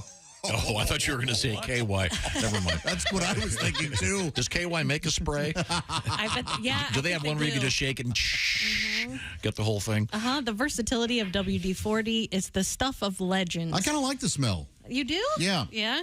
You can use it as a water displacer to loosen nuts and bolts, fix squeaky hinges, prevent rust, and keep mechanisms lubricated. And now there is a WD-40 perfume. Is this for men or women? I don't Does it specify? I'm not sure. Hey, ladies, it'll loosen his nuts. I've always is he uptight? There was where somebody used it. They put it on the grill of their car, and then bugs didn't stick to the grill of their car. Oh, yeah, I've seen that used. I've seen it used for that. Yeah, that's an amazingly smart idea. Yeah. We could probably do a whole show on All the uses things, for yeah. WD-40. What do you have, sticks or squeaks? I mean, I don't dislike the smell, but I don't. Yeah, it reminds me of being a kid in the garage and Sure. messing around with my bikes and a manufacturing smell. Yeah, I kind of like it. Like a foundry. Ever smell a foundry? Yeah. This what is it? No, What is it most again? foundries are not. MSCF. MSCHF. Mischief. Yeah. Oh, yeah. They were in the news. They do a lot of weird things, right? Yeah, they did the thing with the at that whatever it is, Art Basel bet. Oh, in Miami. Where that would people would walk up and it would publish in a big screen the balance of their checking account. Oh, this was serious? them. Okay, yeah. So, and some guy walked up and he had $3 million in his checking account. Wow. Great. Yes, he was a rapper or something. He was some kind of performer. Yeah. So, funny enough, he left the party with a date. Yeah. That'll do it, you see. Yes. What else have you got over there? Let's see. How about Michigan's shortest fishing season lasted just 65 minutes last Saturday. What the heck? The 2023 lake sturgeon fishing season on Black Lake in Sheboygan County began at 8 a.m. and ended at 9:05 a.m. Wow. The harvest limit for the season was 6 lake sturgeon. Officials close the season either with the 6 fish when the 6th fish is harvested, or if 5 fish have been harvested at the end of any fishing day. Obviously, they're trying to preserve the species of whatever lake sturgeon it is. Is there like a guy fishing? Is it 5 or 6? Is it 6 per fisherman? No, it's a total of 6. Whoa. Yeah. So they probably have some kind of giant horn. They must. At the end of the lake, I would assume, and when 6 fish are caught, it's over. So in an hour and 5 minutes, there's nothing. Well, you couldn't even dent a 6-pack unless you were at 8 in the morning. If you're downing a 6-pack in 65 minutes, you may want to seek counseling.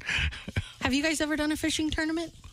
Not officially. No, my brothers and I do it all the time, just ourselves. But a couple of my brothers have been part of fishing tournaments. Really? Yes. Yeah. Have you guys ever hosted one? It feels like something that they'd ask you guys to host. No? I never have. No? No, I would. I would for sure. You would host a fishing tournament? Yeah. Yeah, that'd be fun. Absolutely. I'd also like to take part in it, though. Would you do a play-by-play? Don't they have play-by-play guys? Yeah, but a lot of that's, yes, they do. Yeah. And then some of it is recorded elsewhere at a different time. They get when it's all edited together. The fishing shows today. Amazing. But back in the day, they were burning through reel film. Yeah. Gad About Gaddis is sitting there. Well, we've been shooting film for 8 hours and have nothing. You can make a dated reference about anything. Gad About Gaddis? Gad About Gaddis. Famous fisherman. From? That was one of the earliest TV fishing shows. What year? Probably, I don't know. I'm not sure what year Gad About won in the air, but... And now if you watch an MLF, Major League Fishing tournament... Major League Fishing, MLF. Oh, yeah, there are so many people in them that they just cut back and forth to, whoever's catching. But also they have the ability now, they're not burning through film. No, it's way better. It's a lot easier. Cameras are a lot smaller. Yeah, cheaper. Back in the day, they've got some guy balanced on a tripod on a bass boat. Some guy comes water skiing by in the wake, knocks the whole thing in the water. Coming up, we have Rolls-Royce in the news. We got a great story. This is, and as Chick, I think, was pointed out, this is not in Florida. It's amazing. We have a guy. Not a Florida man. No. We got a naked guy running around a hotel in Iowa. What is this about? Threatening people with a plunger. Wow. What do they call that in the business, Tom? A turd wrench? A turd wrench. Okay, That's thank right. you very much. Thank you very much. I wanted to do a little palate cleanser, but coming up, would you hand a monkey a tattoo gun and let him tattoo you? Oh, boy. Well, we have a guy that did. But right now, I'll remind you again, Valentine's Day. How many times do I have to tell you, fellas? Valentine's Day is just around the corner. You've got to get this done right now. I can solve all of your Valentine's Day worries. The anxiety will go away. You can enjoy the Super Bowl and not be thinking about it. Is that thing going to get here on time? Order it today from Steven Singer. I'm talking about the new 24-karat gold-dipped rose or any of the great jewelry from Steven Singer. Go to IHateStevenSinger.com. Now, the rose in question is called the periwinkle because periwinkle is a color, kind of a purpley blue violet. There's one right over there. It's dipped in gold. It's a real rose dipped in American, good old-fashioned gold. American Beauty rose dipped in 24-karat gold is what I meant to say. And it's perfect for Valentine's Day. They usually run out just before Valentine's Day, so act right now. IHateStevenSinger.com. And, of course, fast and free shipping. These start at $59. Find your favorite color at IHateStevenSinger.com. Get the order in before 2 o'clock today, and it's out the door today, exclusively and only at Steven Singer Jewelers, real roses in 24-karat gold for your real love. That's IHateStevenSinger.com. When we come back, we have a monkey with a tattoo gun. Coming up, it's sexy time with Allie Breen. This is the Bob and Tom Show. Thanks for listening to the Bob and Tom Show this morning. Catch any part of the show you missed later today on our YouTube channel.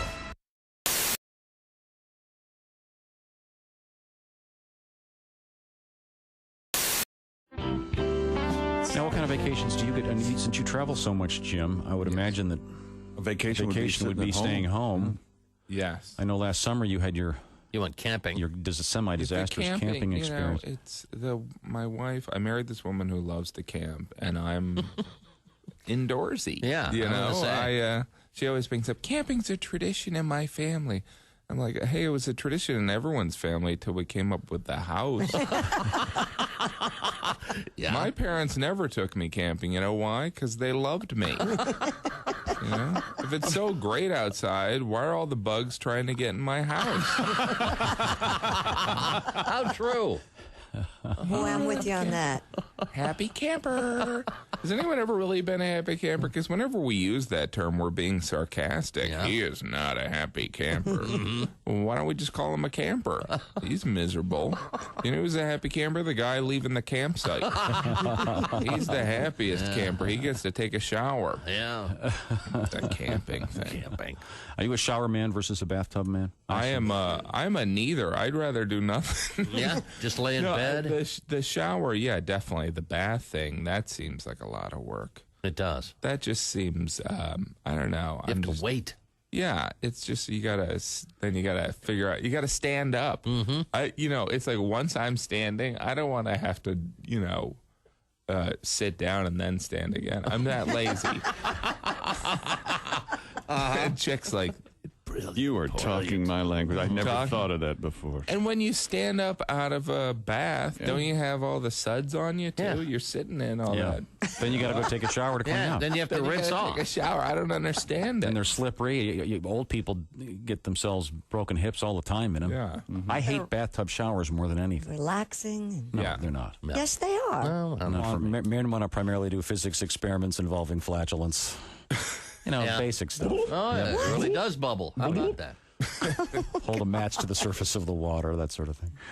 I would have never thought of that. I've not thought of that either. This is the first show now in a long time. You're going to want to take a bath. I'm going to have to take a bath to see if it works. I have to take notes. You guys don't take baths with your significant others? Well, sure. I mean, I've done that. Not if you want them to stay your significant others. Honey, let's take a bath. Why don't you do that? I got check out Sports Center. You know what Christy wants? She wants a bubble bath and some sodomy. That's exactly right.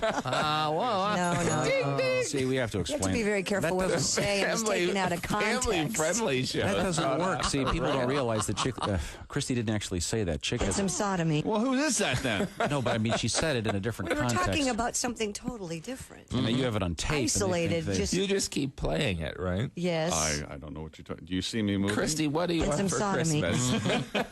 Well, now, Jim, now you're playing. I want some nice. Don't play Christy the game. wants some perfume and some sodomy. Okay. Wow. Do I have to come over there? I'm not feeling well. All right. That won't be on the TV show. No.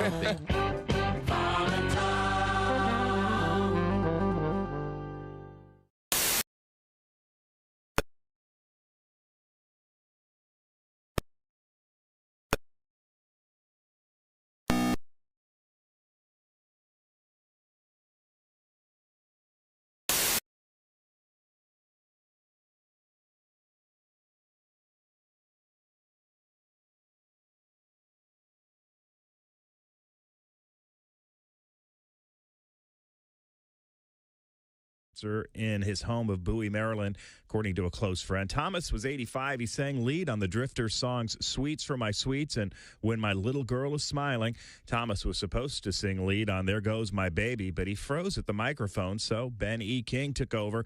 Thomas's voice is heard on the Drifters hits like Up on the Roof, Save the Last Dance for Me, and Under the Boardwalk. And congratulations to Brendan Urie of Panic at the Disco. He's a father. Billboard reports he and his wife Sarah welcomed their first child. Details not given. Urie announced last month he was ending Panic at the Disco to focus on his new family. So congratulations. And that's a look at your entertainment news. More of the Bob and Tom Show coming up. Ladies and gentlemen, Bob and Tom. Who's that sexy man with a deep voice? Ace Cosby, here he is with his joke of the day. Hey, Chick. What celebrity's always up for a bowl of cereal?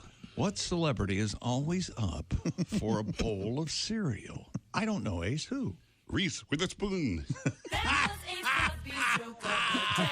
She's ready. She's got her spoon with her. You see. Bob and Tom in the morning and highlights all day long. The Bob and Tom Show, weekday mornings at 6 Hi, a.m. this is Eastern. Greg Warren, and on you're Bob listening and Tom to Bob and 24/7. Tom 24/7. She's the love of your life, and you want to make her feel special on Valentine's Day. Gentlemen, if you're looking for a romantic gift this Valentine's Day, then Frigamall Florist has the gift for you. It's our I know I'm not going to get any for a month unless I send you some flowers bouquet. Yes, for just $59.95, you can send her the I know I'm not going to get any for a month unless I send you some flowers bouquet. The I know I'm not going to get any for a month unless I send you some flowers bouquet proclaims your lust for her in the most romantic way possible. The bouquet of lovely fresh flowers says, let's do it, and my loins ache. Your wedding vows didn't include a vow of chastity, but you're not going to see any action unless you act now. So pick up the phone and order the I know I'm not going to get any for a month unless I send you some flowers bouquet right now. That's the I know I'm not going to get any for a month unless I order you some flowers bouquet. With one phone call, you can cover your ass and get some ass. It's a win-win. Call now, because when Cupid shoots his arrow on February 14th, you won't be shooting anything unless you get her some flowers. Bob and Tom 24/7. Morning laughter just might be the best medicine. I can hear you, oh no.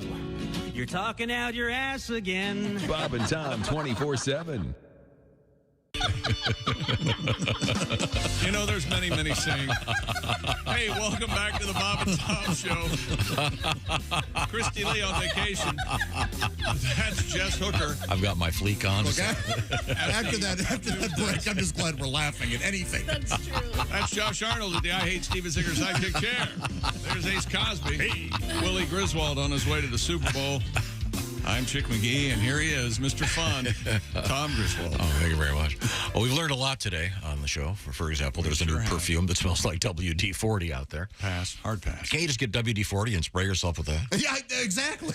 Yeah, they may have taken out some of the harmful chemicals if you're going to be putting it directly on your skin. Let me ask you something. If you had WD-40 and you put it on your upholstery, and then you put it on your shirt, would you slide right out? Would you? Fair question.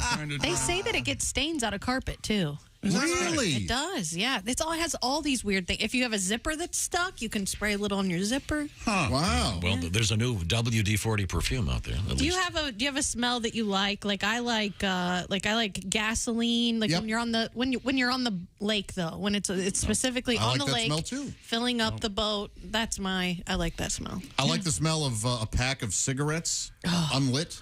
Oh, I like them lit. You light them around the gasoline, and then you can see if you enjoy the smell of an explosion. Smell of my own and a boat on fire, and you pleading for help as you try to swim with your flesh. I love the smell of coffee, but I don't particularly care for coffee.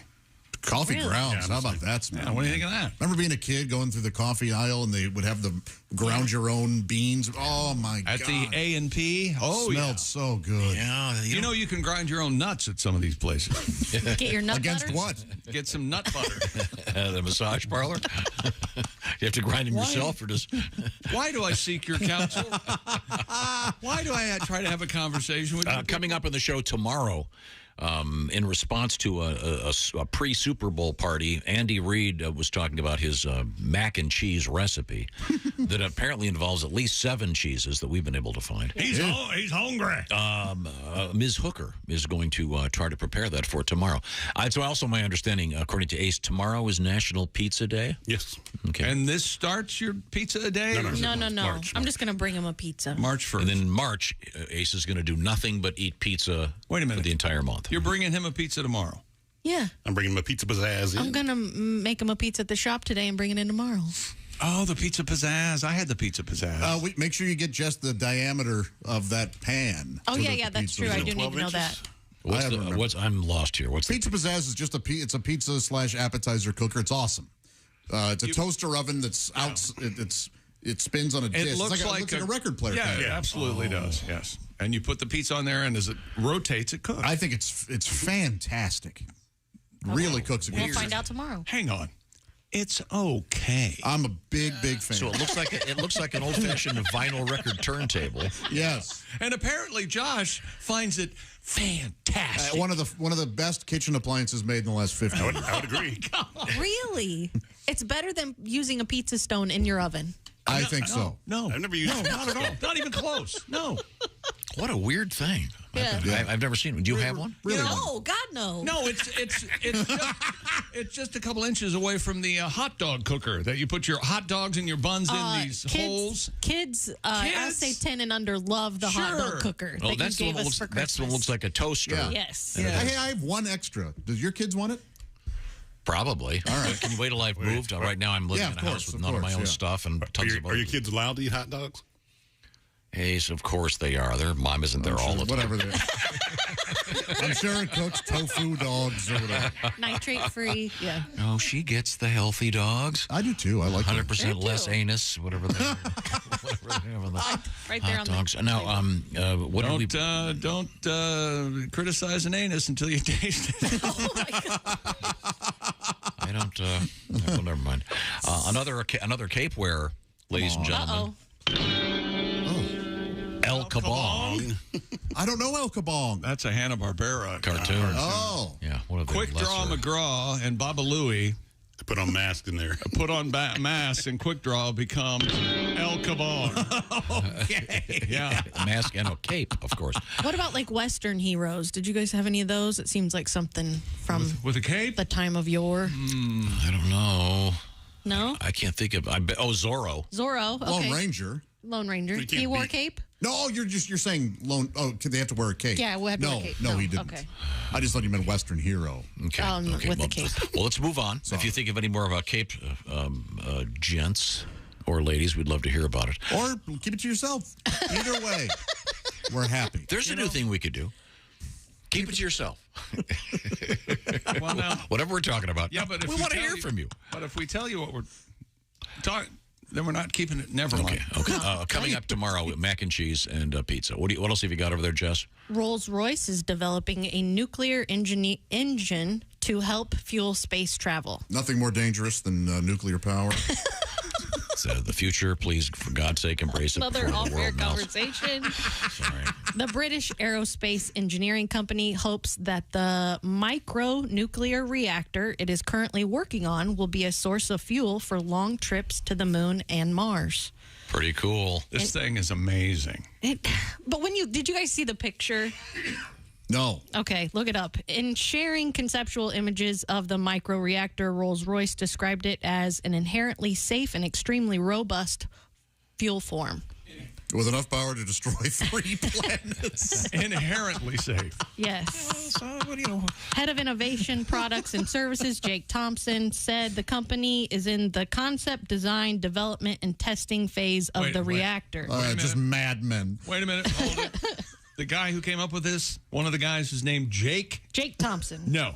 Not Jake. No. No. The guy's probably a scientific Well, genius. use Jacob then. It's a not euphemism Jake. for everything's okay. I find it to be very comforting. Everything's Jake. Yeah. Jake is the guy who sells Rolls Royce weed to the kids at the beach. That's Jake. Where's Jake? He's coming. Jake from State Farm. Jake will be here. Sells insurance. I guess. No? Jake. Rolls-Royce claims that they will have the nuclear reactor ready to send to the moon by 2029. Never forget, Jake from State Farm used to be a white guy. Oh, my God. They changed it.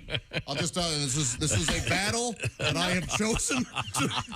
Another thing I wish I wouldn't have brought up. Yeah, in this case, the RR from Rolls We Royce. don't forget State Farm. RR stands for Rut-Row. Jake was white.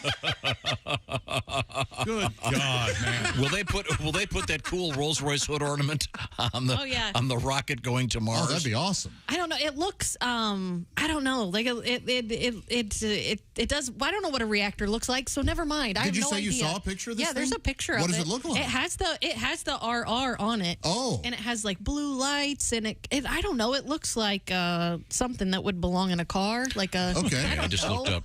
Does it look like a Cigarette flux lighter? capacitor? Yeah. I bet it's going to be pricey. I just looked up the Rolls Royce Phantom MSRP $465,000. Oh, okay. It's a good-looking car. Oh no! Is there a tax incentive? Wait a minute. Oh, I am not kidding when I say there's a used one here. 2022 for $679,990. How is the used more expensive than the new? You got vintage. me. It must have. It's a 2022. It has fewer than 5,000 miles on it. Okay. It would appear from this ad. Wow. Boy, if you're going to spend that much for a car, why would you have it painted an ugly car like that? I guess you can. It is weird. I guess you can get a new one. Did they paint it from white to black? Like State Farm did with Jake? Wake up, people! Maybe the State Farm guy is like Batman. This can't and continue. they'll just change. What can I do to make it stop? I don't know. Coming up, we have Allie Breen in Sexy Time. This is the Bob and Tom Show. More Bob and Tom next. Got a comment? Our email is bobandtom@bobandtom.com.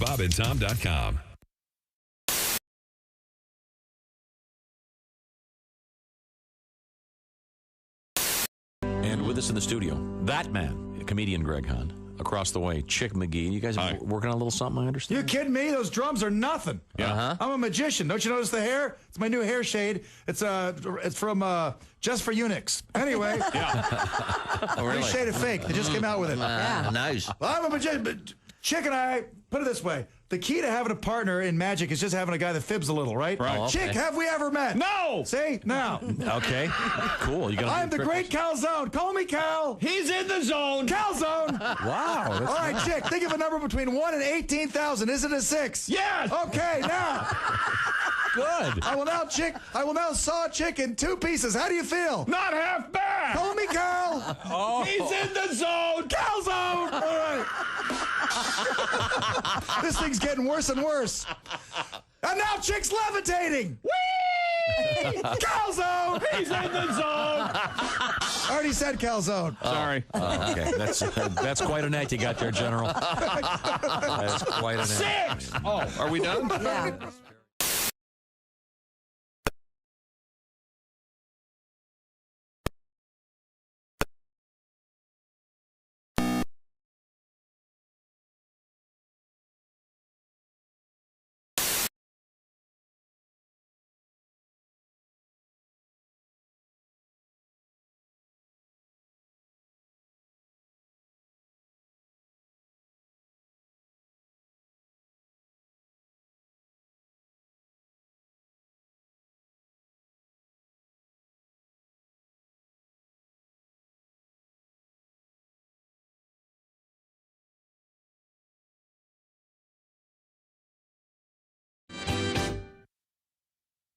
Hey, don't say we didn't warn you. I'm warning you, don't do that. There's laughter ahead.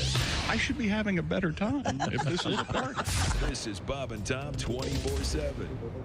Rolling through a Wednesday, we like to call it Hump Day from time to time around here. Allie Breen will be along with your relationship letters, one of our most popular segments of the week. Again, in the 9 o'clock hour Eastern time. Also, Jessica Alsman from the Bits and Pieces podcast joining us. We call her Scorched Earth, and for a reason. That's why she sits in on those relationship letters. You never know what our cast members will say, but we're always trying to help. We've thought about calling it Breakup, but we've just done too much good. Dear Allie, on the way on a Wednesday right here on Bob and Tom 24/7.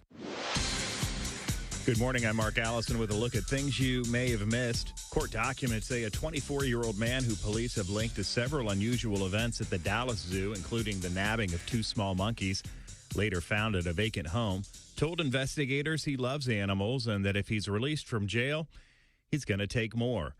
Davion Irvin remained jailed Tuesday on $25,000 bond. Irvin arrested last week, charged with 6 counts of animal cruelty, 2 counts of burglary. According to arrest warrant affidavits, Irvin told police on the night of January 29th he waited till dark, jumped a fence to get onto the zoo grounds, cut the metal mesh of an enclosure, and took the 2 emperor tamarin monkeys and left them in an abandoned house. A fan publication devoted to Bruce Springsteen says it's shutting down after 43 years, with its publisher saying he's been disillusioned by the talk about ticket prices for their Heroes current tour. Backstreet's, active as both a website and magazine, is unusual for its journalistic rigor while leaving no doubt of its fan worship. But its publisher wrote that complaints among some fans about high prices for the Springsteen tour that began in Tampa in February left people at Backstreet's lacking enthusiasm. Springsteen has said it's, quote, no fun being the poster boy for high ticket prices, but said pricing was in line with others in live music. And that's a look at things you may have missed. More of the Bob and Tom Show coming up. Hey man, it's Donnie Baker, and the fact remains there's nothing better than being a VIP. And I don't mean like his dudes on Pervert Rabbit Xanadu's. I'm talking about a Bob and Tom VIP. Best thing, you'll never miss another minute of the show. I swear to God, you can hear the show here in the morning, and then cause you're a Bob and Tom VIP, you'll get the podcast of the entire show, a 12-month library of podcasts, hundreds of Bob and Tom comedy tapes, and a 60-day video archive of the show. Bob and Tom VIP. You have to get it. It's state law. Hi, this is comedian Tim Cavanaugh, and you're listening to Bob and Tom 24/7. Time now for Flash Traffic with the fastest man in the world, 9-time Olympic gold medalist Carl Lewis. And now we go to our Flash Traffic reporter, Carl Lewis, with traffic on the west side. Hey, Bob and Tom, I'm on the west side, and traffic looks great. Now I'm going to run over to the far east side and take a look at traffic conditions over there.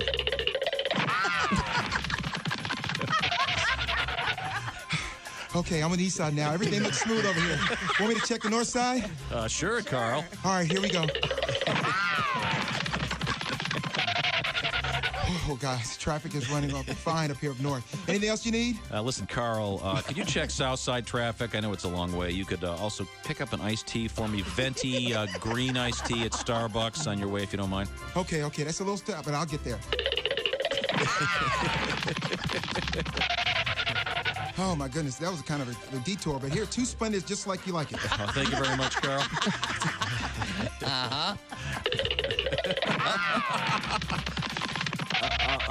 Carl, could you come back to the studio to sign some photos for us? Oh, okay, I can do that. Sure thing, Tom.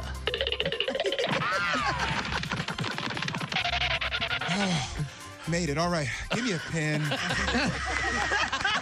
This has been Flash Traffic with Carl Lewis. Bob and Tom 24/7. Comedian Greg Fitzsimmons has joined us in the studio. You're a New Yorker. Yeah. How's that going? New York's good. Not bad. It's a strange place because no matter where you work or what you do, you come in contact with freaks. You know, I worked at a gas station for a couple of years, and the guy I worked with, strange man, former porno movie star from the 70s. Really? Yeah, he'd get confused every time he'd fill the tank. Halfway through, he'd pull it out and spray it all over the car. And, we lost a lot of good petrol.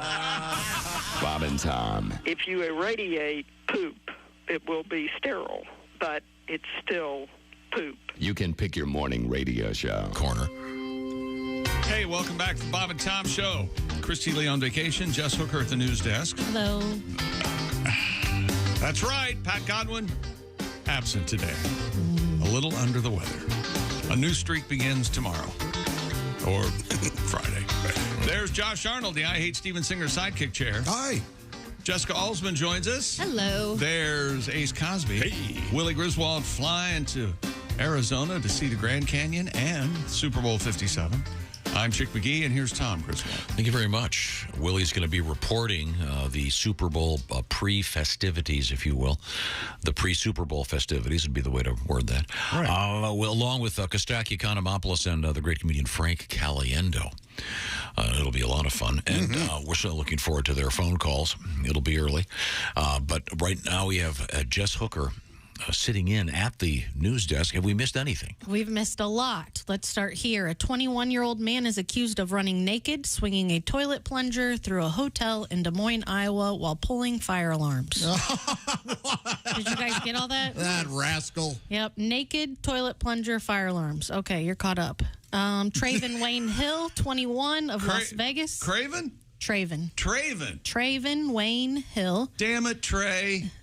21 of Las Vegas was arrested on January 28th and charged with assault while displaying a dangerous weapon, first-degree criminal mischief, and disorderly conduct. Is the weapon the toilet plunger? Really? Yeah, I guess if you... Long wooden handle can be a dangerous weapon. Right, you could Ask stab... Dahmer.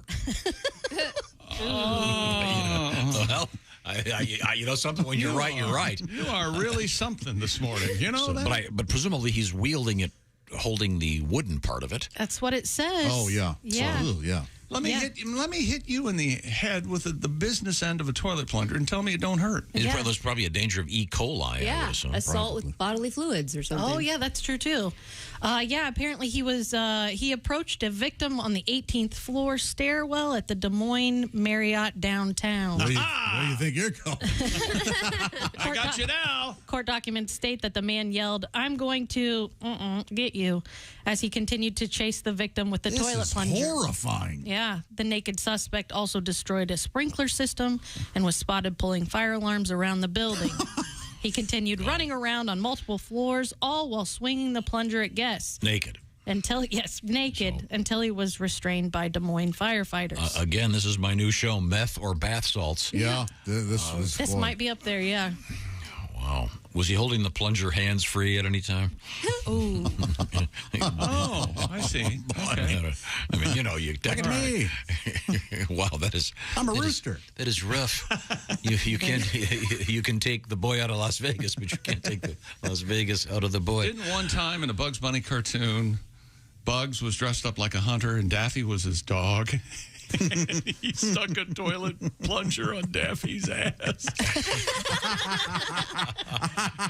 And the wooden part was Daffy's tail. Yes. That's fine. He bit Elmer. Okay, sorry. Now, Josh, let's just say you're at a nice hotel. Yeah. This is obviously a very nice hotel. You're at a nice hotel, you clog the toilet. Okay. Do you call the front desk or do you change hotels? Oh, I would call, and I would just say, hey, may I please borrow a plunger? And if they said, no, we have somebody for that, I would say, hey. Okay, do you have change for a 50? I've got... wow. I'm going to have to do some heavy tipping here. I'd say, well, never mind. I'll just grab a butter knife from the... Oh, okay. Or never mind, there are hangers in the room. Now, Ms. Alsman, we've been talking about capes today. Because there was a world record set in Toronto. The Raptors had a couple thousand people wearing capes. For a nice charity, it was fun. We were trying to think of famous people that wore capes. We came up with Zorro and Dracula and Elvis. And Evel Knievel. And we forgot this one of my absolute favorites. See if you more? Recognize this one. Mr. Trouble never hangs around when he hears this mighty sound. Here I come to save the day. Do you know who it is? The guy that's in the Pajama Game, too? Is it an actor? The actor that would be associated with this, I think, would be Andy Kaufman. Oh, crap. Right? Yeah. Sure, yeah. It's Mighty Mouse. Mighty Mouse, yeah. And that means that Mighty Mouse is on the way. Yes, sir, when there is a wrong to right. What a great song. There's more. Mighty Mouse. What a great song. You just Really? Here I come to save the day. It seems that Mighty Mouse wore a cape. Did we already talk about Underdog? He wore a cape. Yeah. We did that. We covered that one. Okay. But famous cape wears. What a great song. The Mighty Mouse theme. Oh, yeah. Do people still wear capes, like if they go to the opera? We were very rarely. Again, you have to be. There's a certain. I think John Wilkes Booth wore a cape. Yeah. What about the Queen? We didn't even say the Queen. Oh, I bet she has wore a cape all the time. Some dead animal cape, I bet. Oh, sure. Yeah. Is like a mink considered a cape? No, she had a cape. Like she would wear the crown and the scepter and the whole thing. Yeah, but the cape was made out of mink, probably, or cheetah, or you think so? dodo bird, some or rare animal. Wasn't there a Poor people? What was the butter where the king would wear the cape? Was it royal butter? No, or something? Imperial. Imperial. Yeah, margarine. There was a guy, margarine, and he had the purple crown and a cape. Dun da da dum. Hey, this is not butter. That was kind of a furry cape. Dun da da dum. Yeah. What about pimps? Pimps wear capes. Oftentimes, the king wears a cape in Hamilton. Remember? Oh yes. It's a very yes, I do. Very regal cape. Yes. Once again, we have the Jessicas both in here at the same time, which is very rare. It's like crossing the streams. I think that a lot of people get us confused all the time. Like, hey, you should cook this. I'm like, you don't want me to cook anything. Nope. And then they tell me about like superheroes, and I'm like, wrong, Jess. I have no idea what you're talking about. Okay, well, Jess Hooker is the one with the news in her hand. What else have you got? Let's keep on the theme of naked. Good news for nudists in Spain. A Spanish high court has ruled in favor of a man who was fined for walking naked. The man walked the streets while naked in the region of Valencia. He later tried to attend court hearing about said incident walking naked while being naked. Hey. Yeah. In a statement, the region's high court said that it had struck down a lower court decision to fine the man for being naked in the streets of Aldea. And he wanted to go to court naked. Yes. He tried. He attempted. Yeah, I was reading deeper into this article. Then he showed up as the, what do you call it, like the main guy at the Pamplona running of the pervs. Oh, did he? Yeah. They do the, he was the sort of the guest of honor. Or yeah. You don't want a bull chasing you with your running of the pervs. Dangler hanging out. The running of the pervs in some ways more frightening than the running of the bull. I'm with Josh on this. You're going to get gored either way. Get your kids inside. Oh my God. He was going to go to court nude. Can you imagine what this guy would be talking about? Your Honor, it's I think we've covered this, but have you guys done the nude beach thing ever? Anybody? No, never have. No nude beach. I know you shower with clothes on, but I didn't know if anybody else had. He's the never nude. Never nude. Right. I get terribly sunburned. The last thing I want to do is you get the nether regions burned. That's true. No, thank you. Have you done the nude beach? No, I've always been curious. I think I don't know if I would do it. I've always heard that the people who are nude on the nude beach are the people you don't want nude. You don't want to see nude. Yeah, the folks that aren't are the ones you would want to see. Yeah. What's that song, chick? Ball prints in the sand, where the guy's walking and his sack is dragging. No. Remember, dragging in the sand. Oh, dragging. What is it? Walking in the sand. But I thought it was by Dragon something. Peter Dragon. Oh, there you go. Trails in the Sand by Peter Dragon. We'll get there. It takes a minute sometimes. And who wrote Tiger Training 101? Claude Balls. Yeah. Isn't there one about being in the stands? Oh no, under the bleachers. Yeah. Seymour Heine. There you go. Oh, that's who it is. Yeah. Okay, that's an option. That's a different one than I knew. Hole in the Mattress by Mr. Completely. Yeah.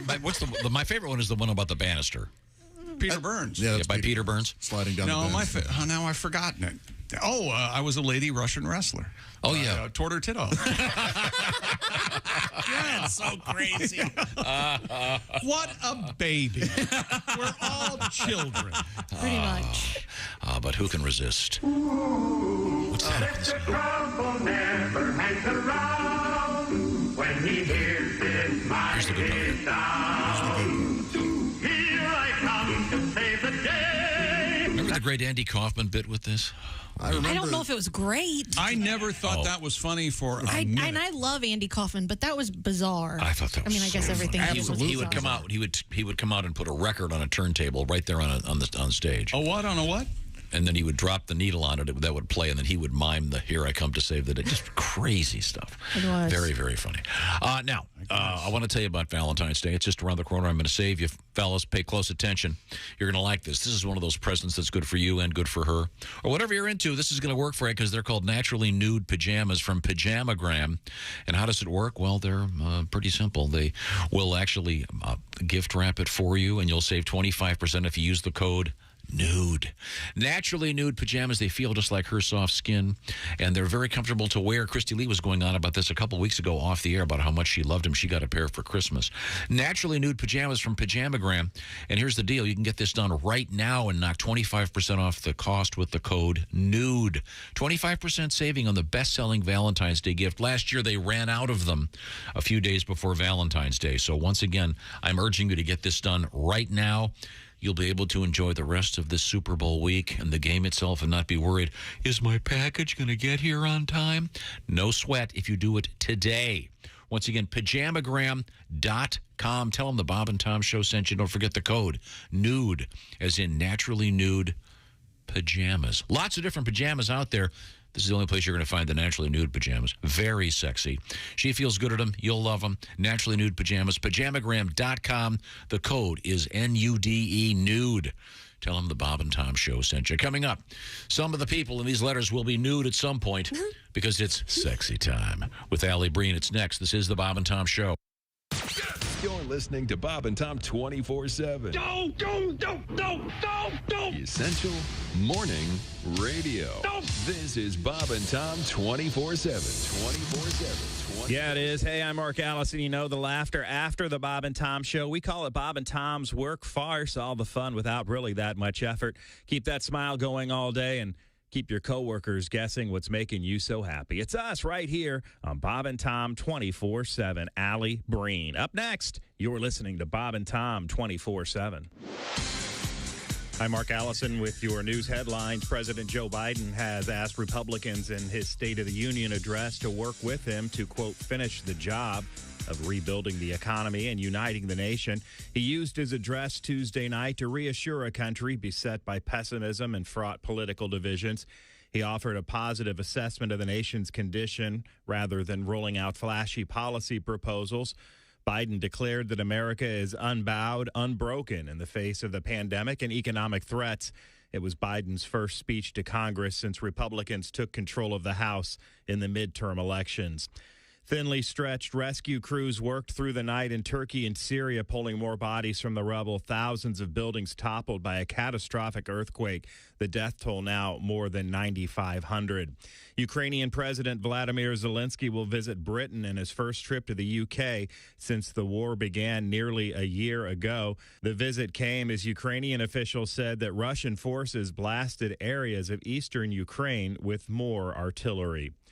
And LeBron James, the new NBA career scoring leader, with a step-back jumper with 10.9 seconds left in the third quarter of the Lakers game Tuesday night against Oklahoma City. James pushed his career total to 38,388 points and broke the record of Kareem Abdul-Jabbar that held for nearly 4 decades. And that's a look at your news headlines. More of the Bob and Tom Show coming up.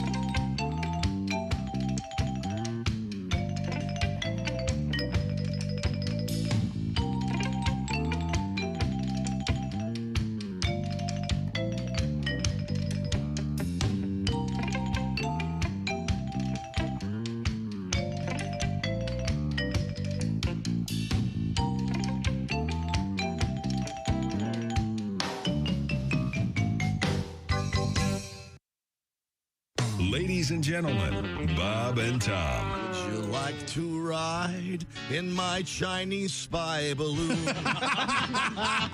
Would you like to hide in my Chinese spy balloon? We could float through Montana and Carolina skies, and we can spy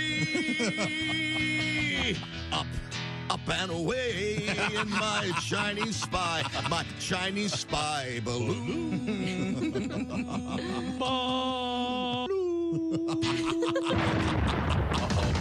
Bob and Tom in the morning and highlights all day long. The Bob and Tom Show, weekday mornings at 6 a.m. Eastern on Bob and Tom 24/7. Hey, this is Frank Caliendo, and you're listening to Bob and Tom 24/7.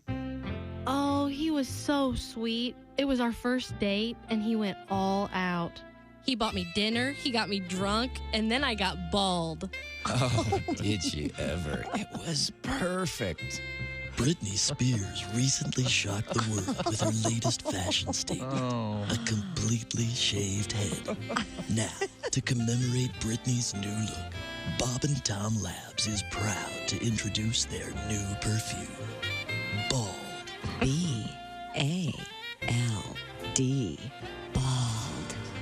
A fragrance for today's unraveling woman.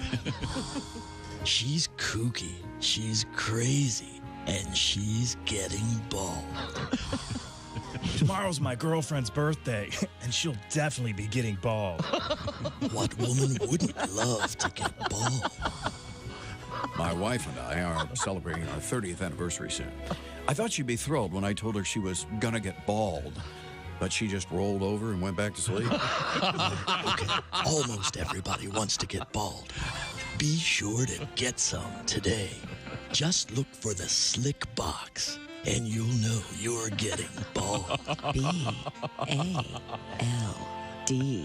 Bald. This is Bob and Tom 24/7. Joining us in the studio, comedian Ed Yeager. Hi, guys. Hi, Ed. How are you? Good. Good to see you again. I'm glad football season's almost here. I love football. I do too. I was I was in a hotel room, and I was watching a football game, and I opened the drawer, I pull out the Bible, I turned to John 3:16, and it actually says, "Sitteth thee in the end zone with a large sign." Hi, this is Nick Griffin, and you're listening to... Welcome back to the Bob and Tom Show. Christy Lee on vacation. That's Jess Hooker at the news desk. Hi. Pat Godwin needs to start another healthy streak. He's under the weather today. Yes. There's Josh Arnold at the I Hate Steven Singer sidekick chair. Feel better, Patty. There's Jess Alsman. She joins us. Hey. There's Ace Cosby. Hey. Willie Griswold on his way to Super Bowl 57. I did not want to go. Thanks, everybody. And I believe it's time for our very special presentation, Tom, isn't it? That's correct. We're going to talk to the lovely Allie Breen. And wait a minute. That isn't your apartment. That is not my apartment. Are you in Florida? Nope. Connecticut. No. L.A. Across the country. There we go. I'm in L.A. I can tell that Leaving that's today, a actually. Hollywood chair you're sitting in. Well, that's not any chair. It's a Hollywood chair. Now, Allie, before we get to your segment, which, of course, is called Sexy Time, we had a news story, a chick had it, about the world's oldest female comedian, according to the Guinness World Record people. And not material, but her age. Yes. Her name, she has a stage name, Diane, spelled D''Y''A''N. Oh, I like that. Is that a joke? No, I think it's a very nice way to spell it. Real dumb. I don't get it. She's dying? No joke. It's just Diane Sounds Forrest. like a current spelling. Is it supposed to be like Dying Forest? Is this some eco-friendly like. comedian? You're thinking too much into this. All I know is when she's on stage and she goes long, they show her the light. She tries to walk into it. She's an old lady, you see, 87, ready to pass. I tried to play some of this on the air, but it was so filthy. So Dean found a piece that was a little bit cleaner, and he cleaned it up. Do you want to hear it? Well, why? Yeah, of course, we'd like to hear it because Allie's here to do her segment. Of course, we'd like to do anything else. She's a comedian. She's obviously go ahead. Significantly younger than 87. What a nut you are! I'm sure this lady's probably a little dry. I'm so dry. They took my panties and built a pyramid on it. Oh my God! Here we go. Here she is. Her I'm name should be Dion Sahara. Forrest, and I'm 87 years old.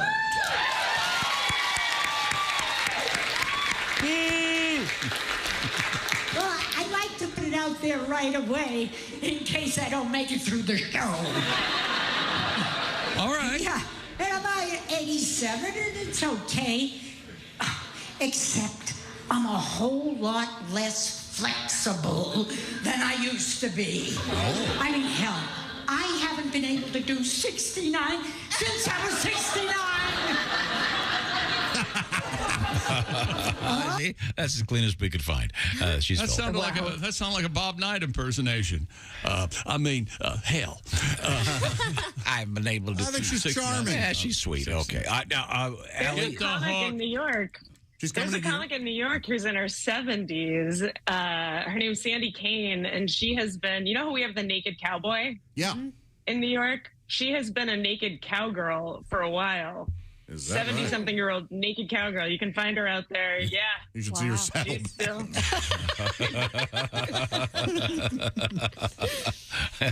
Well, Allie, the way the show works, people send you their love troubles, and we, as a panel, try to help out. So what have you got over there? I've never succeeded. Yeah. Okay. Oh, yes, we have. Dear Allie, my husband keeps staying late at work, and he's never had to do that before. He's also eating healthy. He's getting into great shape. And the only thing I can think is that he must be cheating. Am I being crazy? I can't really yell at him for bettering himself, so I don't know how to handle this. Ooh. Josh, you want to take this? You know me. I tend to give people the benefit of the doubt. No, you tend to give men the benefit of the doubt. You know, you're not necessarily wrong.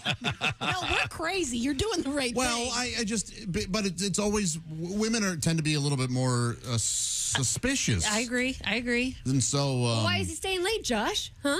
She would have to ask him that. You mean communication? Yes, instead of just sitting around making assumptions. He'll say, I'm working, honey. I'm providing. Why are you nagging me? Oh, don't you hate it when a man provides? Isn't that job too. oh, this toxic masculinity? Men making money and sharing it with their loved ones. It's poisoning the world. He's probably no, that's actually bad. I was going to say maybe he's just a waiter working extra shifts or something. We don't know. I'm surprised you didn't go. You typically go the low end of like hiring a private detective and. Oh, I mean, I think she absolutely should look into this because if he's not talking about his health goals to you and he's just doing it on his own, then yeah, there's something shady going on. Because he would have said, hey, I'm going to start eating healthy because I want to get in shape, blah, blah, blah. But if he's staying late, like find out what gym he's going to and when and just pop in there. I don't know. Show up at his work to bring him late dinner. Or ask him. Yeah. Hey, simple question. No, but well, the doctor told me if I didn't eat well, I was going to die. Okay. Has any guy said, hey, since you asked, you know what? I am cheating on you. Thank you for asking. I've just been waiting for you to communicate this whole time, and now I feel so much better. That's true. I think that happens. We just don't hear about it. Look, let's get to our next letter. If you want to reach Allie Breen, it's ALLIBREEN on a variety of social media platforms. What have you got, Allie? Dear Allie, my girlfriend is 44 years old and very hot. We've been together for 6 years, and I have an amazing relationship with her. I just got on Instagram last week, and I found her page, and she's been posting selfies and videos all the time since I met her, and some are very sexual. She has a huge following of guys who tell her how hot she is. Should I be jealous, or should I feel lucky? You should feel lucky. You're with her. She's coming home to you. I always love that quote. Well, she brings it home to me. Yeah, she had 38 guys today, but she brings it home to me. That's not what's happening.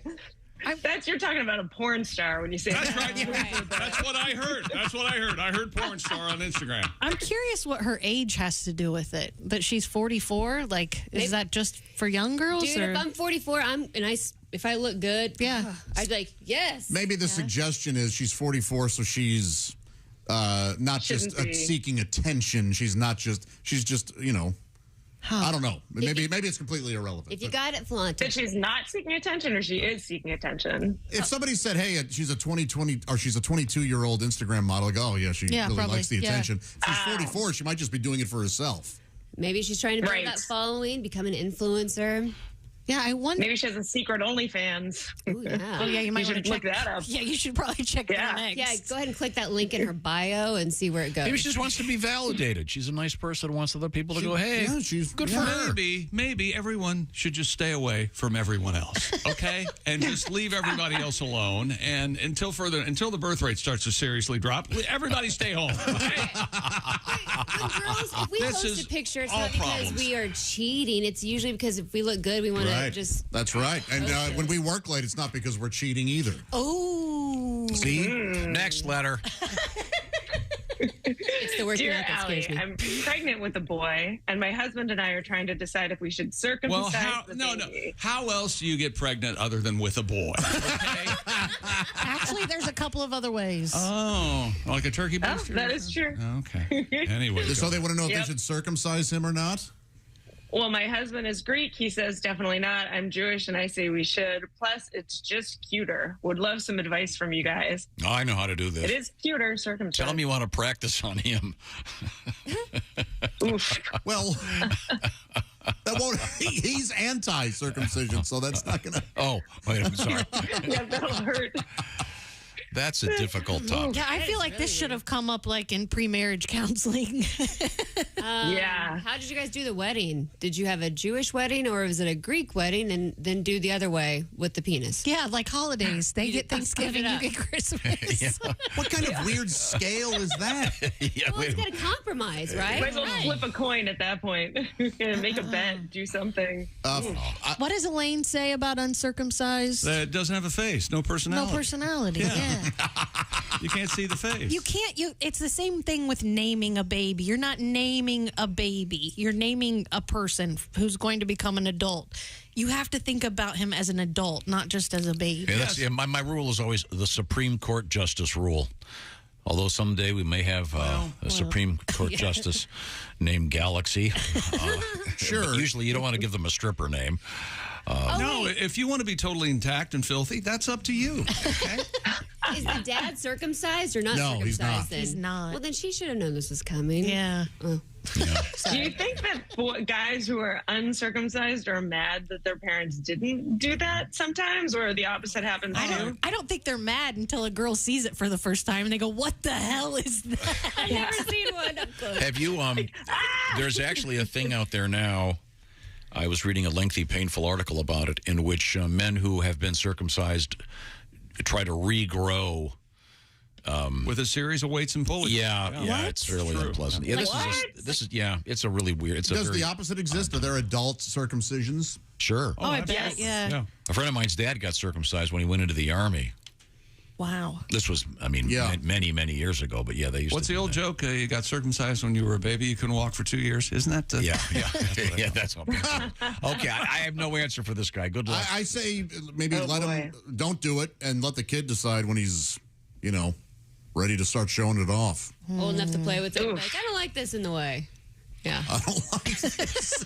You know the old joke. They can make it into they could cut it off and make it into a wallet and then rub it and turn it into a suitcase. I love that joke. Sorry. Let's get to our next letter. Allie Breen, Allibreen. She's in sunny California. What have you got, Allie?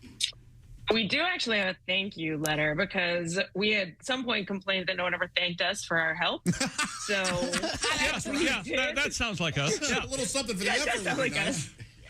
Yeah. Is this the guy that? It's in the form of dollars. Is this the lady that I urged to get eye protection?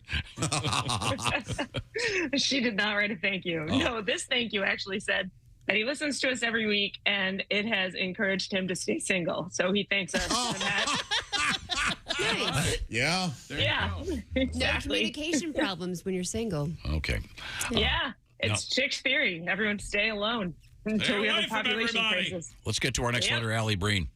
Dear Allie, my girlfriend insists on rummaging around in my butt area when we have sex. Rummaging, She huh? likes rummaging. Yeah. She likes when I do stuff around there to her, so she thinks I'm going to enjoy the same thing. Right. I said that I won't, but she says I'm being a prude for not trying, and that's an area that guys really enjoy. Do I really have to try if I know I'm not into it? And how much experience should I assume she has with this? She really won't quit. Apparently quite a bit. Don't ignore the experience. That doesn't matter. You're not going to hate it. So force him to enjoy it. Is that what you're I'm just saying. That's what you're saying. Keep an open mind here. Now, remember, this doesn't necessarily mean there doesn't have to be any entering. You can hang out outside, and that's and you can smoke. That's pretty nice. But you can't smoke within 15 feet of the building. Yeah. Just kind of linger outside the door. I wish these were the deer abulators where she'd always have the fake names. Oh, yeah. This one would be Deer Peg. There doesn't have to be any shampoo bottles up there, just like a little. Oh, my gosh. Tapping around. Scorches I'm again. just saying.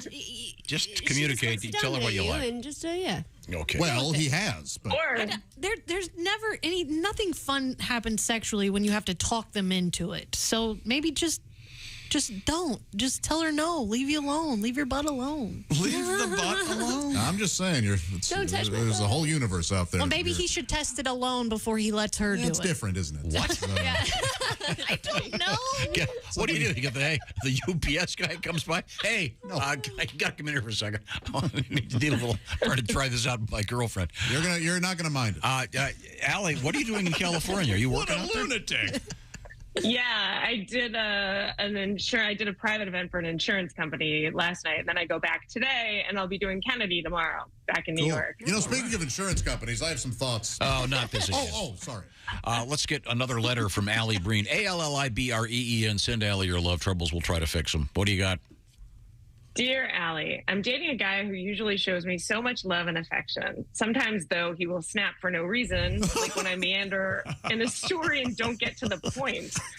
He always apologizes and says he just wants us to be perfect for each other. It's a little crazy, but it's not terrible as a character flaw, right? Or am I wrong? Is this nuts? How intense is the snapping? Because if he really does snap, like that's kind of scary, right? The example she gave is so funny. Sometimes he's perfect until sometimes I meander when I'm telling a story and he screams to get to the point. So anyway, I was out with my mom and she didn't know where to park. Get to the point. It's normal for them to be irritated that it's like, come on, I don't care about the backstory. But like, then if he's to actually say- getting super angry, then it's like, I'm sorry, baby. I'm sorry. I just want us to be perfect for That's each a- other. that's the weird part. That's kind of the alarming That part. is. I'm with Josh on that. Right. Every guy wants the woman to get to the point. Yes. It's the I just want us to be perfect. You better- I think you should get out. But Osman, have you ever been in the middle of a story and you're like, man, even I'm bored with this story, so never mind. I'm done. We don't have to What listen. keeps you all from shutting up? Nothing. Johnny has to leave the room and I will follow him. And eventually he just goes to the bathroom and shuts the door. And I'm like, okay. I'll come back later. I'll just talk and follow him. And he'll be like, his as usual. Oh, and then I'm just in here knitting a noose and doing Wordle. I Keep got talking, honey. hoping to get Wordle in 5. Yeah. Oh, well. I think it was, Allie Breen will be on television tomorrow on Kennedy. That'll Yes. be. Does she give you any of the topics in advance? Do you know what you're going to be talking about? Not this far in advance. We get him a couple hours before the show. She'll tell me the panelists and the topics. Cool. So yeah, there's a few minutes, but not a lot of time. Yeah, it should be fun. You guys play fun games, and that's a cool show. Yeah, she's great. They're I different love her. I think she's different really funny. viewpoints. It'll probably be the Chinese balloon Yeah. thing, I'm guessing. Either that or State of the Union. Yeah, there's a number of things. Okay. But yeah, she usually has like a diverse group of people. It's pretty fun. It's good stuff. Okay, well, we'll be watching. Good luck with that. We have time for one more letter, I think, if we can squeeze it in. What do you got? Dear Allie, what do you do when you're dating a man and when you touch him, he draws back and he doesn't touch you? But then when he tries to have sex with you, he tells you you need lube because of your age. What? That is the whole question. You break up. A lot going on here. What do you do? Yeah, it sounds like he won't do any foreplay. And then when he gets to it, he's like, well, you're too old to not need lube. So, Or maybe it's because you won't look at me and say my name and kiss me. Woman, aren't you do ready? anything to make this hot? You know what? I don't see anything wrong with this guy. He sounds like a clear-thinking individual to me. This guy may need a popsicle stick and some duct tape and stop thinking about boys. Oh, my gosh. I'm just saying. Well, Allie, I think we've covered a lot of ground today.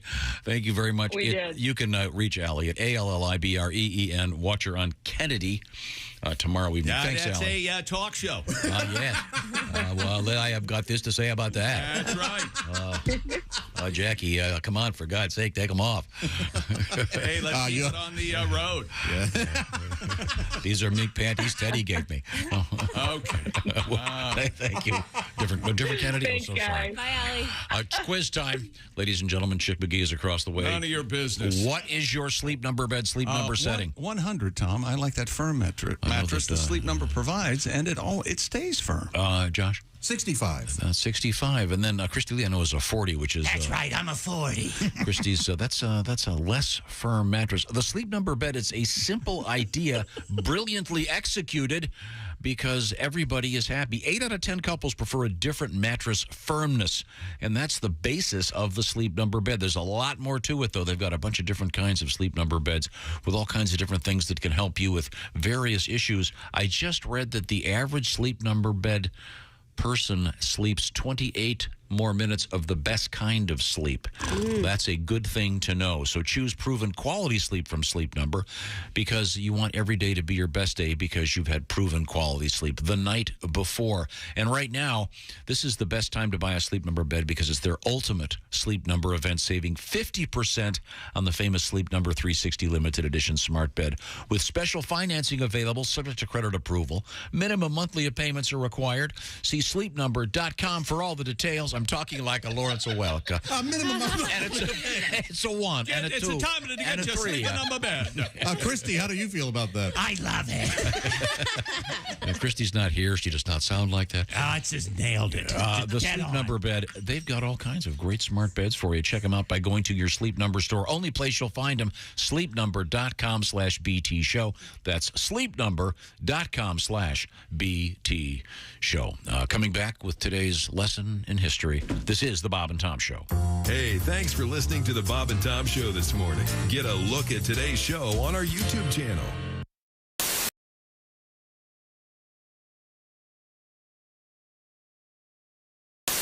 Rodney has his guitar out. That's a great sounding guitar. Do you have another tune for us? Sure. That you'd like to play? I'd love to hear something. Let's see. What do you... You want to do one of the classics? Do you want to do something? There she goes. Bitching again. Saying things she's heard from all her friends. And it don't matter what I do or where the hell I've been. There she goes. Bitching again. I could make $1 million. I could put it in her purse. Buy her a big old mansion. Things would just get worse. I could lasso her the moon and throw it in with all her stuff. And she'd want to know where Neptune was, 'cause the moon ain't good enough. There she goes. Bitching again. Saying things she's heard from all her friends. And it don't matter what I do or where the hell I've been. There she goes. Bitching again. I could have painted the Sistine Chapel. I could have won a Nobel Prize. Built a great wall there in China, and that'd be nothing in her eyes. I could have wrote the whole dang Bible and read it to her twice. And she'd want to know why the yard ain't mowed and the fridge don't make no ice. There she goes, and she's bitching again. Saying things she's heard from all her friends. And it don't matter what I do or where the hell I've been. Oh, here she comes and there she goes, bitching again. Boys, I know you couldn't laugh at that because she's sitting right there next to you. And she's bitching again. That's great. Rodney Carrington.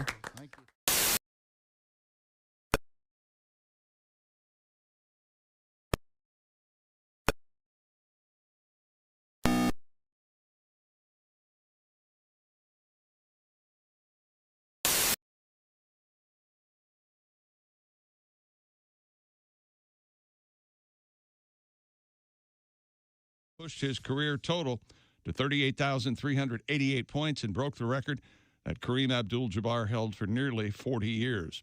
Jabbar became the league's all-time leading scorer on April 5th, 1984. The game stopped for a ceremony after James broke the record that included NBA Commissioner Adam Silver and Kareem Abdul-Jabbar. James finished with 38 points in the Lakers' 133-130 loss and now stands at 38,390 points career. Other NBA winners last night: New York, New Orleans, Phoenix, Memphis, and Denver. Top 25 college basketball: number 8, Virginia beat North Carolina State. Number 21, UConn beat number 10, Marquette. Number 12, Kansas State beat number 17, TCU. And number 18, Indiana beat number 24, Rutgers. And in the NHL last night, the Isles, Edmonton, and Vegas all win in regulation. And Pittsburgh, San Jose, and Anaheim get wins in overtime. I'm Chick McGee, and that's your Bob and Tom Sports Update. Hey, Shooter, it's Kenny Tarmac. Hey, we just landed. I'm an ORD, just got in from TPA through ATL. And hey, guess what else just landed? The Bob and Tom app. I know. Now, thanks to the Bob and Tom app, even if I have to go all the way from Foxtrot 20 down to Alpha 4, I can still listen live, see their videos, find an affiliate station, use the alarm, and even send a message. This is Kenny Tarmac signing off and reminding you everything I touch turns to sold. Good morning, sunshine. Bob and Tom 24/7, 24/7, 24/7. Coming this Thursday on ABC. He's the luckiest guy alive. It's Invisible Dave and his 2 stacked roommates. Come on, Cindy. It's this darn brassiere. It keeps pinching. Oh, yeah. Feeling fine. Yeah, mine's pinching a bit, too. Let's just take them off. Okay. Hello. He's living rent-free and getting an eyeful. Cindy, what do you think of my new negligee? Do you think it fits? Oh, yeah, it looks great. What do you think of mine? He's invisible and insatiable. Gee, Cindy, this bed sure feels lumpy. Boy, that's uncomfortable. Come to Papa. You know you want it. Invisible Dave and his 2 stacked roommates. Followed by the fast-paced action of pro basketball with a moral twist. Meet Carl Goodman, Amish power forward. We have worked together, my friends. We shared the ball with he who was open, and were blessed when 2 points were bestowed upon us. Now we must pray. Oh, merciful God above us. It's Carl Goodman, Amish power forward, right after Invisible Dave and his 2 stacked roommates. Thursday on ABC. Ye be thar.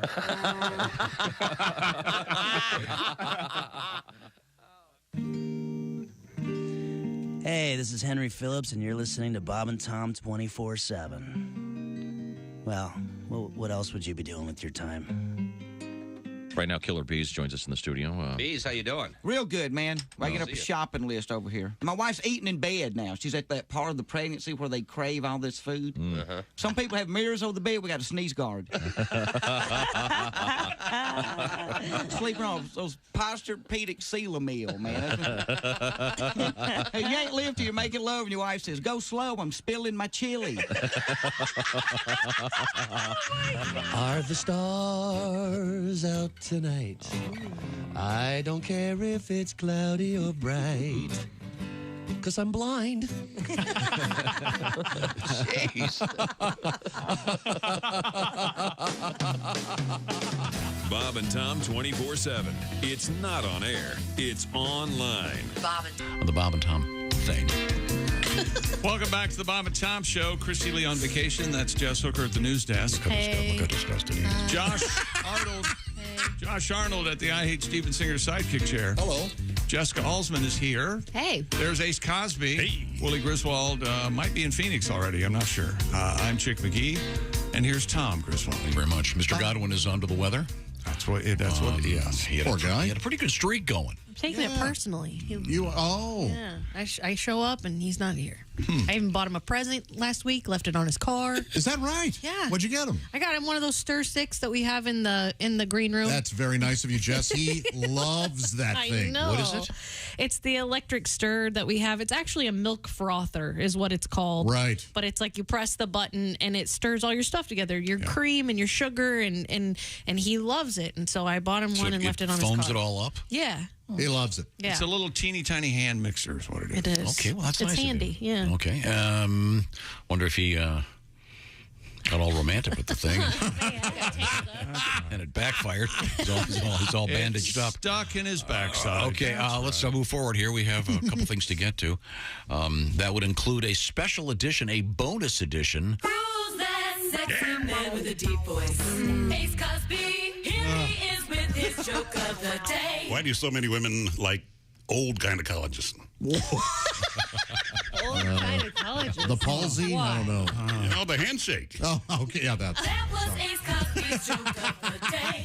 Really, it's somewhat of a rhetorical question. I really. Okay. Could I have the intro, please? Is it time for today? Yeah. In history, February 8th. It's a February 8. Okay, there'll be a quiz in here for you, Chick. All right, sir. It's a tough one, I'll tell you what. But right now, most important, 1922. Enrico Fermi. The first radio arrived at the White House. That's right. Hey, how you doing? Hey, Mr. President, we got traffic on the Beltway. We got a hot take for the president. Slow going in the DMV. Who was the president in 22? Wilson. No. It was Benjamin Franklin. Haven't gone yet. Garfield. No, wait a minute. James Abram Garfield? 1922. Is that Hoover? Hoover. Might have been. Must have been Hoover. No, that's not Hoover. No. Harding, of course. Who could forget? I did. Harding. Let's see. Teapot Dome. Harding. 1936. The first NFL draft. What year? 36. Okay. Any idea who the first pick was? Red Grange. Good Doug guess. Williams. Doug Williams. Yeah, jerk. 36. Jay Berwanger. Oh, yeah. From, I think he went to Notre Dame. He won the Heisman Trophy, too, Berwanger. Yeah. Well, doesn't that sound like one of those sex terms? I gave her the old Berwanger last night. She ain't going to walk right for a week. Did he go? I think he went to Notre Dame. Does it say he went to Notre Dame? Does it say that there? No. Well, what kind of historian? Who was president in 36? I was going to say history guy, are you? Would that be your FDR, maybe? Berwanger is what you get when you pee outside in the middle of February. You know, Roosevelt was great for party tricks. He could take a knife about yay long and shove it right into his leg. That's a lie. Okay, let's see. Ringo Starr, releases the single You're 16. Oh, boy. Oh, boy. Oh, 16. Was that bad? You're beautiful. Well, it was. It reached number 1 on the statutory hits list. I think what she's trying to say is, No, is it creepy or is it's it just meant to be sweet. Okay, Yes. right. Perhaps the gentleman singing is 17. Exactly. I think that's the key. That's the But case. isn't there another song? She's just 16 years old. She Leave her was alone. just 17. Yeah. You know what I mean? that's No, leave her alone. They Beatles. say no. Yes. That was my parents' song. Benny Mardones. Yes. I think that was my parents' song. Which one is it? She's just 16 years old. That's first line of the song. She's just 16 years Leave her old. alone, they'd say. Leave her alone. Yeah. There's a punk song by the Vandals that has a similar. It's essentially she's only like 16, but I don't care. Oh, nice. That's very nice, apparently. Depends what state you're living in. The Vandals. Sorry I brought it up. Anyway, Ringo. Turn that off. Ringo released You're 16. And Okay. it's Leonardo DiCaprio. That's his favorite song. Okay, here it is. This is it. Listen, it's a Tom. great song. Ready? Oh, no, it goes on for another 5 minutes. Oh, this tune. Do you remember? Yeah, you remember this. There's a whole book about this song. Oh, really? Yeah. There's a book about this Yes, song? there is. Oh, here it comes. This is for sure. She's just 16 years old. Leave her alone. They say. Oh, wait a minute. They Ready? say. Yeah. Oh, yeah. What happens next? Separated by fools. Separated by fools. Don't know what love is yet. but I'll teach her. Okay, this is problematic. I pick you up, I take you into the night. So this is what, an abduction? What the hell's going on here? It's not love, it's called Put you in my trunk. It's a nice white van with no windows in the back. Okay. Does this rag smell like chloroform? That just took it. On this date, what else happened? Martin Scorsese released the movie Taxi Driver. You like that one, Tom? Yeah, it was the movie version of the TV show Taxi. A little. It went darker, didn't it? Lost a little. A young girl in that too. Jodie Foster. Yeah. And that's what motivated who? Yeah, that caused some problems. Oh yeah. On a lighter note, 1994, Jack Nicholson attacked a car with a golf club. Remember that? Busted out the window. What's par for the car, Jack? You wonder if he said, "Here's Johnny," just before he Later motivating Tiger Woods' wife. Okay. Time now for things we learned today. Happy birthday, Jules Verne. Bob. Have you seen that commercial with Jim Varney where he goes, "Hey, Verne," the jewel? Journey to the Center of the Earth, Verne. Hey, how about that Journey to the Center of the Earth, Oh, Verne? wait a minute. That's not Jim Varney. Pat Godwin's homesick. His streak has been broken again. Tom loves the tinkling piano on the song Where the Boys Are. I think we've all learned that. Christy on vacation. Jess is in this week. Christy, how's your vacation going? Oh, it's just fine. When did she get that weird voice? I don't know, but I'm gonna do it until she tells me. Lifelong smoker. You hurt my feelings. That's what I'm going to do. Tom wanted to talk about folks who wear capes all morning. Boy, you know what? A guy that wears a cape we didn't remember. When you find yourself in danger, when you're threatened by a stranger, when it looks like you will take a licking, there is someone waiting who will hurry up and rescue you. Just call for Super Chicken. Mighty Mouse, Super Chicken, all your superheroes. Yeah, I don't know if we've got Kyrie Irving still. I want to be places where I'm He's still still talking. Still talking in Dallas. He's being disrespected by being paying $1 million a game. Very disrespected. Okay. It's gotta be rough. $1 million a second. Feel respected. Yeah, I know, Kyrie. Okay. We'll do better. Ace Cosby is going to host a laugh retreat, and everyone will be taught the principles of comedy. That'll be laugh retreat or retreat from laughter. That's just mean. This is the Bob and Tom Show. This NFL season, every Westwood One NFL broadcast streams live for free.